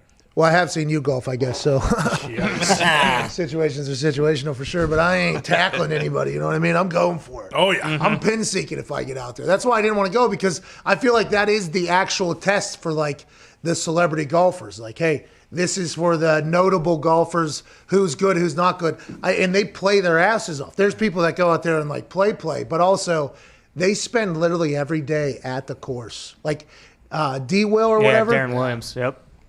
Darren Williams is at a golf course every day playing 36 holes with a swing coach. He is obsessed with becoming. Josh Scobie's doing the same goddamn thing. The guy that won it, the tennis player, what's his name? Barty Fish. He plays every fucking morning, I guess. He has like full thing. That's what some guys do, I guess. So I'll never be able to catch up to that. But if I get hot for 2 days and I'm somehow in the conversation, that's hysterical, and that can happen. Will it? Probably not, but it could happen where I could get hot out there. Well, and you can play around blindfolded and still have a better score than Eddie George, you know? It's no worry. Eddie George is Eddie George, though, so we have to remember situations are situational. AJ, what do you score? What's your handicap, you'd say? I don't have a handicap. They do a Stableford system out there. You got to play. I've never recorded a round after you play to enter, and you got to play at least 5 times a year, I think, to get a handicap. I haven't done that, but what do you shoot? Like, honestly, what's your range that you could shoot? I don't know. Like, so you can break 80, right? Yeah. Okay. Consistently? No. Okay. I mean, yeah, you're going to be fine out there. I was once like a 4 or like a 3 or a 4 whenever I was playing every single day. That was when kick balls, go golf, kick balls, go golf. That's all I did. And I like had the bug. And that's when Clyde and I became really tight, by the way. We're playing a lot of golf together. And then season happened, and next off season, for whatever reason, I didn't get back into it. And then a couple years I didn't play really. And then I'll get back into it. I can get hot. Like there's signs of it out there, but I'm nowhere near the level of what I should be to be golfing in public, I think. You know what I mean? Yeah, I think that's how most people feel. So I don't know. I mean, Dustin Johnson, took a guy's fucking head off his head? Oh, yeah. Almost killed him. Just think about it, those golf tournaments. You got people just standing there. And I'm like, bro, this could go legit, no shit, no fucking around here. This could go 340 yards down the middle of this fairway. Or, sir, you could lose 4 teeth right now. Yeah. You know what I mean? Like, so you could get killed right now. You know, that has to be a pretty nerve-wracking time whenever you step in there. Oh, it's absolutely. Guys will tell you. I think Aaron's even said, like, it's the most nervous he is on that first tee. They announce your name. There's grandstands behind you, and then there's people lining the fairway. Like, I've had to move people back all the time. Like, hey, man, like, you may have been watching Ray Allen and Marty Fish play, but you haven't seen me come through yet. So please back up before you die. Please, I'm like one of the last tee times, too. Can you please move along? All right, this isn't really happening. AJ, final thoughts on the season that was 2020 NFL season. We got a few minutes here. Going to ask a couple of the boys as well. Your thoughts? Yeah, obviously, weird, unique year. I didn't expect – I don't know what I expected, actually. It went smoother than I thought. The Super Bowl didn't end up the way that I anticipated it was going to play out, but, hey, credit to the Bucs. They were unbelievable. I think the Chiefs are still going to be back there next year, most likely, but awesome year overall. Tone Diggs? It's hard to win football games. It's hard. And for the first time, it seemed like in a long time, the two teams that everyone picked at the beginning of the season were in the Super Bowl. Connor, quickly. Same game next year. Chiefs, Bucks. See ya. Ty? The MVP was on the show the entire year. That was pretty fucking awesome. Takes all of us. Zito, your thoughts? Bears beat Bucks. We're winners. Ipso facto. Yes. Back room, anything? Foxy, you want to speak for the back room? I'll just say it was pretty cool to burn a whole city down this football season. Two cities. Two cities, yeah. And for me, I think this season has been an incredible joy, an incredible honor. Oh, yeah. People listened, people watched, people followed along this year as we kind of went through a season. Big shout out to Aaron for his massive contribution to this show and also to the NFL, obviously became the MVP. Big shout out to all the players and coaches and staff for realizing that it does take all of them to pull off what they pulled off. No delay, no hiccup. Big thanks to everybody. We can't thank you enough for an incredible 2020 NFL season. Yeah! Oh, yeah. We were in this thing together, weren't we? We were in this thing together. It took all of us. And even though the offseason will be dreary at times and gloomy and loomy and all that type of shit, we will continue to try to put on a great sports show every damn day for you. Oh, yeah. There might be a couple days off, to be honest with you. My wife might force me into taking a break at some point, but that isn't coming anytime soon. About to get some text messages from her following that. Big thanks to all the significant others of everybody that's worked in here. My wife, everybody. This was a hell of a fall. Chris Mad Dog Russo with Mad Dog Unleashed will be next. His show will be better than ours, I promise you that. We'll see you tomorrow. Nailed it. Fucking nailed it. Even got the "we'll see you tomorrow." Hell yeah. You know what I mean? Like, that's real radio. Like, hey, we'll see you tomorrow. Yeah. You know what I mean? Perfect. Like Jim Rome. And was that Connor with a new bark? No, that was actually Zito. I think Zito was on display there. Yeah, I did a different bark today. We got a different dog in the house. Yeah, I was trying, like, my character was kind of sad dog because it was like the last day of football. Season's over. Yeah. You remember, I remember in one time when you were acting, you were asking for more direction about your character and nobody would give it to you. I'm happy today you kind of just took it upon yourself to decide which character the dog. I learned from that set that day. I just take it in your own hands. Nice. These Cheez-It people. They could have never guessed what was happening. They needed an extra in the commercial to hold a wheelbarrow. To roll a wheelbarrow. And Zito obviously tried to make it as ridiculous as possible. Yeah. And he started asking, like, my character. Like, he was pulling this director aside. You know, like, this guy. Very busy. They overpaid for everything. They had too much. It was too ridiculous. It was very nice of them, everything they had and everything like that. But Zito was pulling this guy aside, like, hey, my character, like, what do you see out of him? And the guy's like, just roll the wheelbarrow. It was so funny. Awesome. He did make the final cut, though. Yeah, they had me a size medium shirt. Oh, that was awesome. Had to take your hat off, yeah, too. Balding. Yeah, I was. My character was really sad that day. Can't wear a hat with any logos on it. Well, that's our logo. Can't wear a hat with any logos that we don't own. I own the logo. Can't wear the hat. Oh, Zito takes the hat off. And then they're like, must wear this shirt. Puts the shirt on. He's fucking walking around. My character. What a moment. It's been a cool fall, AJ. Thank you for joining us this fall. Hey, thank you. You make it sound like someone died or the show's dying or something's over. I mean, the football season died. Bro, I mean, what are you, dude? How many concussions have you had? Are you displaced from reality, pal? Football season's fucking over, dude. Yeah. But you know what? What's next? We got a quasi combine. We have free agency. We have Schefter's going to be going crazy. Rappaport's probably going to be on here reporting news every day. So there's plenty of stuff to happen. No, I agree. The show will go on for sure, but this fall, I mean, we had Monday, Tuesday, Wednesday, Thursday, Friday, Saturday, Sunday football. What? Just we had it. And as a football enthusiast, football fan, it was rather awesome. But, you know, if it wasn't for the rain, the sun wouldn't feel as damn good. That's right. If it wasn't for the off season, we wouldn't love the regular season anywhere near as much as we do. Ain't that right? That's right. Hell yeah. Hell yeah. Well You said. need the off season, just like the sun needs the clouds. One needs to offset the other. So we will endure this off season in the only way we know, and hopefully thrive and survive and put on a great show. But I am still fucking bummed about football being a long way away from right now on the calendar, AJ. It doesn't feel real. It doesn't feel like it's truly over. But quick pivot. Did you get that role that you were trying to audition for some TV show? I wasn't trying to audition and I passed. Oh, you said no, I'm good. Not for me, thank you. Who got the role? They give it to Russ or Bob Menery?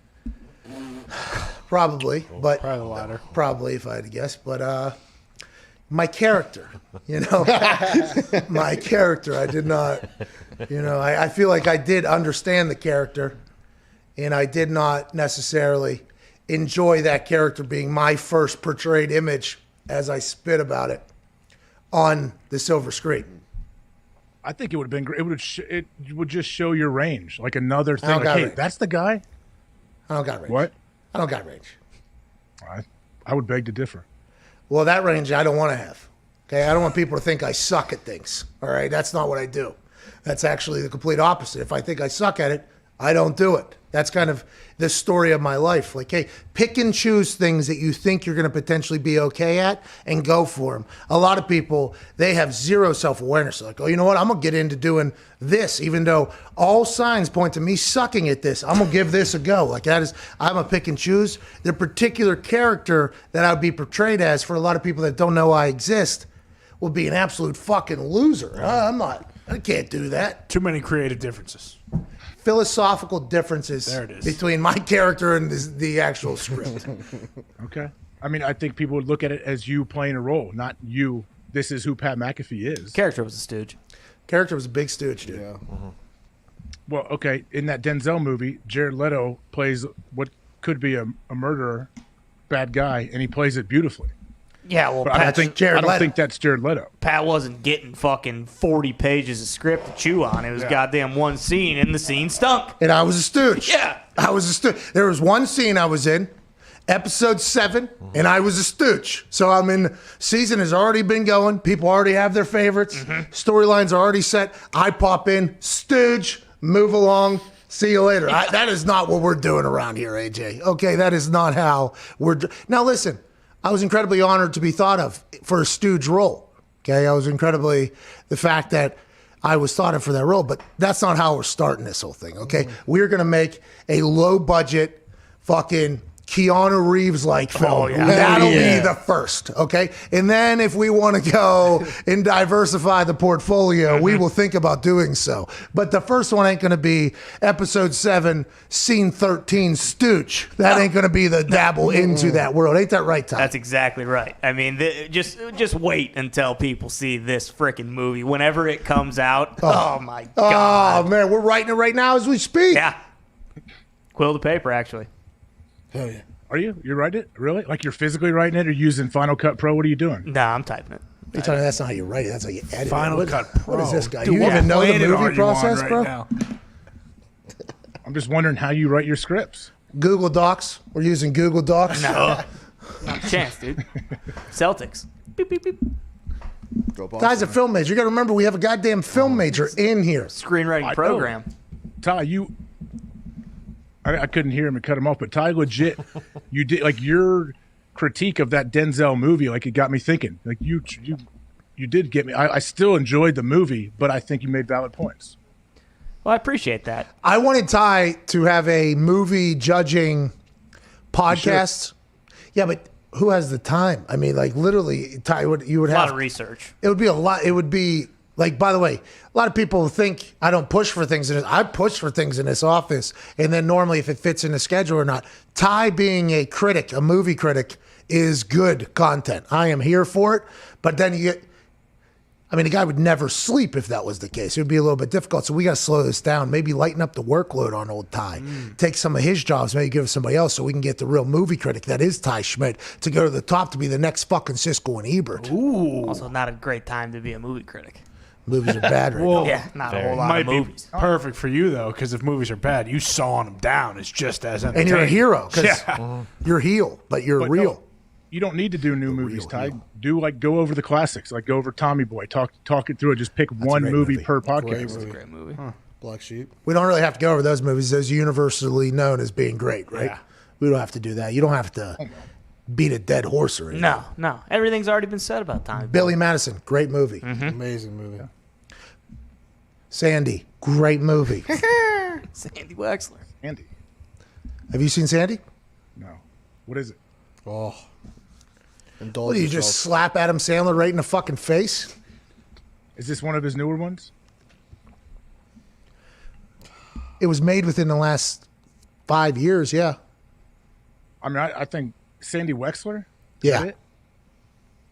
I never saw it, but I've heard of it. It's a great movie. Amazing. Yellowstone stinks. Oh, come on, get out of here. The fact that Sandy Wexler was called a great movie, followed by that, is maybe the craziest thing I ever said on I only said that to stir the pot. I don't actually mean those two to be exactly after each other. I did try Yellowstone, though. I tried my best. I'm going to stick with it just because it has all the makings of everything I like. I don't fully understand what's going on or like the way they're laying it out. I think I get it, but I'm not hopefully I'll be wearing a cowboy hat soon, though. I do have a lot of friends. You like it a lot, right? Don't you, AJ? Oh yeah, I really like it. I think Kevin Costner's awesome. But what do you mean you don't understand? It's not like it's a confusing thing. It's not Game of Thrones. Bro, it's just like fucking come on. All right, the first couple episodes, it's like come on, dude. slow. We get it, dude. I think the first episode has some crazy killing scene going on, like a lot of suspense. Yeah, Isn't the it? first scene, he fucking shoots a horse right in the head. Yeah. Okay? So it's a tough. As soon as we leave it, just like House Saves of its Cards, life by the way, policy. kills a dog in the first scene. It's like, yo, take it easy. That one billionaires, that guy's getting pissed on or whatever in the billions. I couldn't make. That's the first scene. Some of these first scenes, some of these things decide to take real aggressive takes. Okay, I don't want to see a horse just get shot right in the fucking head here as we start. Hey, it's adult material. Sorry, it's not cartoons on Saturday morning, Fox. Okay. Hard reality. How did I get dragged into We heard your comment. I'm gonna get into it though.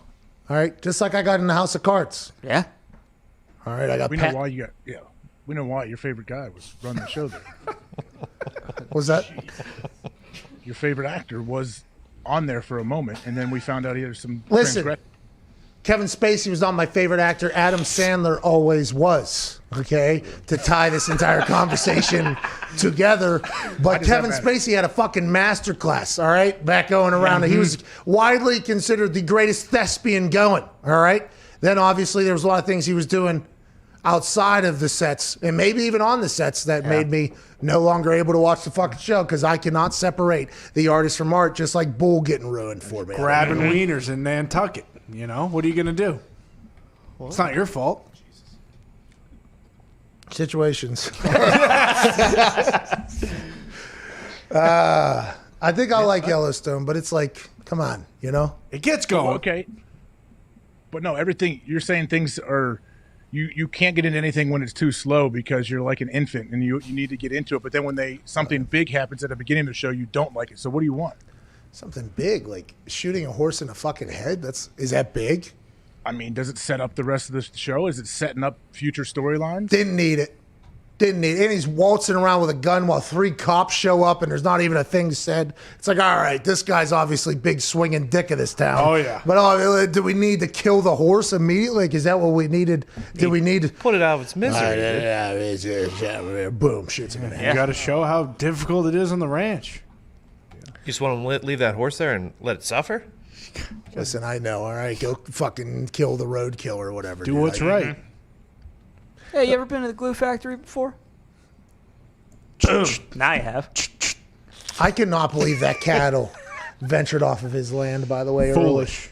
New chief's going to be a problem. I've not made it much further than the introduction of new chief. Think that's going to be a problematic situation for old Kevin Costner. I think new chief does not fuck around. Old buddy said that the new chief actually views the world like you do. So now they're setting up for Kevin Costner and the new chief to have a battle of wits. I would assume a battle of cojones, a battle of land, and it is going to get ugly, if I had to guess, right? Yes, it gets very ugly. All the actors, though, are really good. It was cast beautifully, I think. Just figured it out. No matter what you say, I mean, there are some grade A dump outs in the show, too. Beth does. Let's go to Sean in Ontario. What's going on, Sean? What's up, boys? Better late than never, huh? Happy Overreaction Monday. Better yet, happy championship victory. Attaboy, Sean. Congrats, Sean, up there in Ontario. I wanted to actually let you know if you've seen any of the new little information that's coming out on NFL Breaking. Jason Leconfora from CBS Sports is reporting that if Arians decided not to come back, that Todd Bowles was going to hop right into those warm shoes of his. Well, that's nice. I don't think BA said he's leaving. You said he's coming back last night with Irv and the boys. And last week. Yeah, he was on with Michael Irvin, Chris Rose, and Mooch, BA, and he was talking about the massive media circus that followed him and Tom this year. And he actually said there was a couple mornings I'd go and Tom, and I said, your boy Ninkovich trying to get me fired on TV right now. BA actually said that on, he said he wants to maybe win another one here. Wouldn't mind getting two or whatever. He said he's sticking around, but it is very nice to have a person who's been there, done that as a head coach, and also a man, I'd assume, who is beloved by the locker room within there already, who's probably excited about the chances down there in Tampa, and Todd Bowles being on the staff as well. Yeah, why wouldn't BA want to take it and try to get another ring? Like now he has this whole offseason where it's just, yeah, you're still working. But I think he even said, didn't he say like, if we win, I'm going to be more motivated to go try to get another one right away. And if we lose, I'm definitely coming back. That's what he said pregame. I wish he would have said, I already retired, motherfuckers. I hated it. Okay? Tom Moore's 82 years old. You think I'm just going to disappear after winning the Super Bowl? Now we have a team? You think I'm just going to disappear now? No, no, no. No, no, no. He did try to retire there. Remember that? I mention it all the time because it is maybe my favorite moment of any retirement press conference. He said he woke up one day and his wife told him that his son turned 40. And he said, 40? Where have the years gone? That's 4 decades. Bruce Arians has not even realized life happened outside of football. Ultimate football guy. I'd assume he's going to stick around for as long as he possibly can. And as long as they're winning, who cares? Just keep it going. BA, run that thing back down there. I wonder what Clyde Christensen's going to do. He's just going to hang out in Tampa for the next probably 5 years with Tom, this whole thing. Yeah, I think Clyde seems to have everything kind of figured out. He knows he's in a sweet spot and guys love him. Did he say Tom FaceTimed him this morning? Yeah, 7:45 a.m. FaceTimed him. Man, it's pretty cool situation to hear stories like that. And I hear what Tom texted the Honey Badger to apologize for whatever happened on the field. Yeah. What do you think he said? What did he say? What? I don't know. That's why I'm asking you. What do you think he said? You stink. That's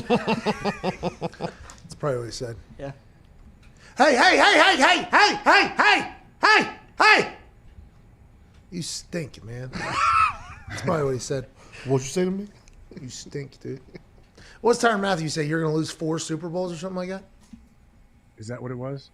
He was holding up to 4. Yeah. He had already lost 3 Super Bowls, right? Oh, maybe he was doing the 3rd down, 4th down. Well, 4th down is a fist. Well, I guess I thought he put 4 fingers up after he did that against the Bears. 4th quarter? No, he's looking around. I think he's talking about. Oh, when Tom did the 4th down.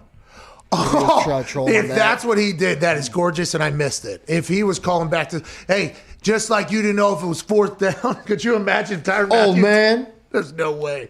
If he did that, that is gorgeous. It looked like it. That's why I said it. Maybe. Hey, they're both mic'd up for sure by NFL films. Yeah. Yeah. Mm-hmm. This ain't a Mason Rudolph sitch. No. Hey, where is AQ during the game? Is he on a headset on the sideline or what? Yeah, he has a earpiece thing on a sideline thing. What a weird year for him. Player coach, dude. Jackie Moon. Pete Rose. Yeah. AQ was not betting on the games, though. Should have been. Can't in Florida. Sportsbooks are illegal. Right. Come on. Let's go to Dustin in Michigan. Sportsbook's legal up there. What do you want to talk about, bub? Hey, what's up, man? How are you? Not too shabby. I mean, to be honest, we're all a little tired today, I think, if you look around TV. Long night last night, kind of embracing what Super Bowl Sunday was, and then immediately the regret of the season being over and all that stuff. So, it's a celebratory Monday, but also a little bit of a bummer. But talking to you from the mitten will probably make our lives a little bit better. No pressure. What do you want to talk about? Well, that's what I was put on this earth for, so you never know. But a day like today is what Dan Campbell would hope we're doing and getting back up, biting some kneecaps, and attacking the rest of the season. So doing pretty good. Just want an early prediction here, possibly at next year's Super Bowl. Who we betting on? What are our favorite odds we're looking at? All right, so AJ's going with the Cowboys. Yep. And Cowboys, what, Jags? Is it Jacksonville, you think now? all right, our boy AJ. I like that. Official guess. I will not be putting in my official guess until I know what the teams are. AJ has gone out on a limb and Stop it. I'm not making a prediction. I don't know if I'm going to ever make another prediction. you're a prognosticator. We found that out this year. Really good. Let's get a little closer to next season before we start making picks. Connor already said Bucks Chiefs. Run it back. Yeah, see you there. Those are two favorites, so. Packers Chiefs, I think, is a good call too. Oh, Aaron Rodgers make it back to the Super Bowl would be awesome. I'm sure they're going to draft a quarterback in the first round. Another one. Jordan Love's replacement. All right, that's a show, huh? Dave in West Virginia, last one on. Dave, what's going on? Hey, what's going on, fellas? What part of West Virginia? Bridgeport, just right down the road from Morgantown. Thanks for calling in, Dave. What do you want to talk about? Yeah, I mean, diehard Steelers fan, so it kind of makes me sick having to talk about Brady, but you think chances are good Tom Brady gets a fucking full statue in Canton instead of just a bust? Maybe they do give him an entire body. Whole room. Yeah, maybe when you walk in, it's just Tom sitting there, and it should be the punch for the let's fucking go. Yeah. I would assume. Hey, something that we have not talked about on the show yet about Tom Brady, but will cause a conversation. He's holding that Lombardi last night, puts a shirt on, Super Bowl champions, the neck has like a turkey. Like loose. Yeah, bacon neck. Bacon neck or whatever, bacon neck. Nike shirt on. He's holding a Lombardi up, and it's just a Nike check right on his chest there as the shirt's too low. And then through the middle of it, you see him kind of fix it or whatever. That is going to be a conversation piece. That will be a conversation because he's an Under Armour guy. Nike has the guy holding his 7th Super Bowl with it on. There's going to be some, as soon as I saw it, I was like, oh shit, that's going to be a conversation behind the scenes. Not that it's Tom's fault at all. It's probably Gildan's fault, to be completely honest, but that is going to be a conversation piece whenever this kind of business side moves on down the road here. That's huge. I mean, Under Armour obviously doesn't like it, and Nike absolutely loves it. So I can see how it happens. The good thing, Tom, is it's not like Under Armour can be upset with Tom. There's no chance. Yeah. By the way, Nike just being like, you like that undershirt that you're forced to wear? We got more where that comes from. By the way, we did this with Peyton, too, by the way. When Peyton left Reebok, come on over. You had a fun run with Plank and the boys over there. Come on over, I buy all the TB12 stuff, though. I buy it all over there. Oh, yeah. You know what I mean? Mm-hmm. Shoes. Mm-hmm. Does he have shoes? No. He's got Uggs. Oh, yeah. Comfy. What does he have at Under Armour? Just shirts? Sleepwear? I'm pretty sure there's some of that. JJ has shoes. JJ's got Reebok shoes out there, like workout it's like ones. yoga stuff, sleepwear. JJ shoes are like Allen Iverson shoes, right? Back in the day? This new pair? JJ Watt? I don't know. Allen Iverson's? You guys are sad, despicable display. I love that on Stephon Marbury? that live on the internet. No, the AI. The Reebok. The answer ones. Yeah, the answer shoes Oh, okay. he had. JJ said he took some of his design, I think, for his newest shoe and put that in there. Nice. I'm a big shoe guy. I am a big shoe guy. I even own the Nurse Currys. Yeah. Those are The good. Steph Whoa. Curry lawnmower once. Mm-hmm. Those shoes were terrible over there. They've come a long way, though. Under Armour at the beginning, when you were click-clacking around, those shoes were bad. They've come a long way. They're good now. Oh yeah, they've come a very long way. Wait, is this Under Armour sleepwear or is this something else? Wow. So Is this TB12? That guy's a fucking alien, by the way. That human is not the same as us. What's in those fibers of those shirts, you know? Introducing Athlete Recovery Sleepwear, Tom Brady's secret to recovery. Every night. The shirt? Oh, yeah, comfy. I'll wear it if Tom's wearing it. I mean, it I must heard work. You got to go to I bed heard at he really, 8:30 too. I heard he really fell asleep for the ad too. Like they said, hey, you got to fake sleep. He's like, no, I don't do anything. Well, with that sleepwear, you put it on, you're hot. That shirt has that has a collar on it. Oh, yeah. Buttons. You got to loose I up don't want to wear a sometimes. collared shirt to bed. It's sleepwear. You want to be Tom Brady or not? It looks like a night shirt. Does it have like a penis flap for him too? when he has to go to the What'd you say, bathroom? Gump? Henleys are comfy, and he probably does have a pocket for his balls in those pants, I imagine. It's probably rather large. What is it? Is it a onesie? Like there's pants to it, right? Oh, yeah. Ass flap for dumps too. People don't sleep with shirts on there, right? Do they? I don't. No. So we got the buttons. Tarps Loosen up off. on the top. I can't. If I have a shirt on, I'm just dripping and sweat immediately. I can't. Up all night. Like a light. I'm a house shorts, no shirt guy. Very comfy. There's people that sleep nude out there. That's Oh yeah. Oh, you do. Absolutely. Birthday suit every night. Really? Yeah. Love it. Absolutely. It's the best. How could you not? I just wear like house, a baby. I just wear house shorts. Swaddle me. I couldn't get comfortable. The sweat. You don't sweat. You sweat. No, we got nothing. We got nothing on. It's clean.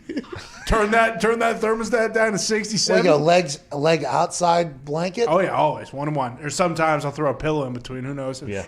So your lady walks in there, you got half your ass just sticking out of that. Oh, sometimes the whole thing. Gee, every single time. Jesus Christ. She's right to bed. So, what are you gonna do? Sorry. There's a lot of people like you though. I'm a house shorts, shirtless guy. But if Tom Brady's wearing that sleepwear that's winning 7 Super Bowls, maybe we should all reconsider. Yeah. Maybe we should all put some onesies on out there. Been doing it for years. I'm in. It'd be really fucking cool if Aaron wins the Super Bowl next year. Yeah, that would be cool. But that Tampa team seems like they're just kind of reloading, retooling. Taking pay cuts. All right, that's the show. Hey, we will be back tomorrow. Big show tomorrow. Big. Wait until you hear. We're going to have opening week matchup recaps about what we think is going to happen in 2021 NFL season. Week 1. We'll start that tomorrow. We'll go through every game of the season next year, starting tomorrow all the way up until August, September time, whenever it's season again. It'll be no time and it'll be NFL season again. Ain't that right, boys? We'll start tomorrow with Cincinnati Bengals playing the Chicago Bears. That'll be a matchup we will talk about. Who will be quarterback for either team? We'll dive deep into the analytics of first down, second down, third down, and fourth down for both teams. Isn't that right, AJ? Yeah, it sounds like you can definitely get a good 3 hours out of just that game. Oh, yeah. It's a good game. You know, after going through the quarantine with this show, and adding an extra hour during the quarantine with no sports stoppage, it is amazing what you can fucking get some time out of. Yeah. It is amazing. And we take a lot of pride in it, by the way. So if you're going to ride along with us for the next couple of months, we are very grateful, obviously. And to be honest, if you're watching anything in the sports world, I would like to think that we could potentially give you something. We're all dealing with the same cards at this point. But boy, these shows are about to get good. They are about to get good. AFL's about to kick off, right? I mean, this is when we find love. Yeah, like, I'll be on a Yellowstone kick for 2 days probably. Something will happen. I'm out. Aussie Rules football comes in. Boom, somebody's getting traded in the NFL. Yeah. I mean, the shows get fucking absurd in the offseason because everybody's doing what we're doing right now. Like, oh, this is news, right? Boom, this flies out there. And we did an entire 25 to 30 minutes on Cole Beasley changing his number last offseason. I mean, it is going to go. It'll be a Crazy good if he time. changed his number again. Be good for views. Hopefully. Are you going to join us for all offseason? Yeah, I planned on it. All right, everybody's being forced to take a week break in the next month, by the way. Really? What do you mean, like one at a time? Or are you saying like... It's going to be a rotating. We have a form, Google, I believe it's a Google Doc. Questionnaire, actually. We have a Google Doc. So the boys, I'm forcing all the boys to take at least a week break, but they can't do it at the same time, so they have to figure out who's doing it when. The show will go on, but some of the boys will be missing week to week. They'll be back the next week because I'm forcing a break for everybody because long season, long quarantine, but show must go on. Yeah, I mean, that's you, just taking care of the people. That's what you do. Yeah, my wife not thrilled, by the way, by set of circumstances here. Yeah, I mean that's what happens. Unfortunately, she married a media mogul like you. You're climbing the ranks. You're already up there, but you're like Howard Stern. And so she married a guy like Howard Stern, who has the same kind of traction with the people. That would be really cool if we did have that type of run like Howard Stern had. By the way, that guy just got $125 million a year at the age of what, 60 something? Yeah, 63 or something. Yeah, 3 days a week. Imagine that, huh? 3 days a week. Hey, fucking earned, dude. Yeah. Hey, hell yeah. Absolutely earned by that guy. But to get there, there's some days and vacations that have to be missed. That's right. She's going to win in that one, though, I think, at some point. And we'll need AJ to come in here and guest host for a week or whatever. Did last year. Perfect. Yeah, last year. You did that last year, right? It was awesome. Yeah, actually, right before the whole COVID situation. Yeah, right around. Did he bring it to you? COVID-19 AJ Hawk, fucking super spreader. Yeah, we'll probably do that at some point. But anyways, the show must go on. Hammer Don's in about 5 to 10 minutes. We'll talk about the bets that were. I hit for 25 grand after losing 30 grand. I mean, that could have been a $55,000 night for me if that coin just flips over one more time. Unbelievably sad. We can't thank you enough. Big shout to... we'll hit that tomorrow. This is the Pat McAfee Show. We'll see you tomorrow. Cheers.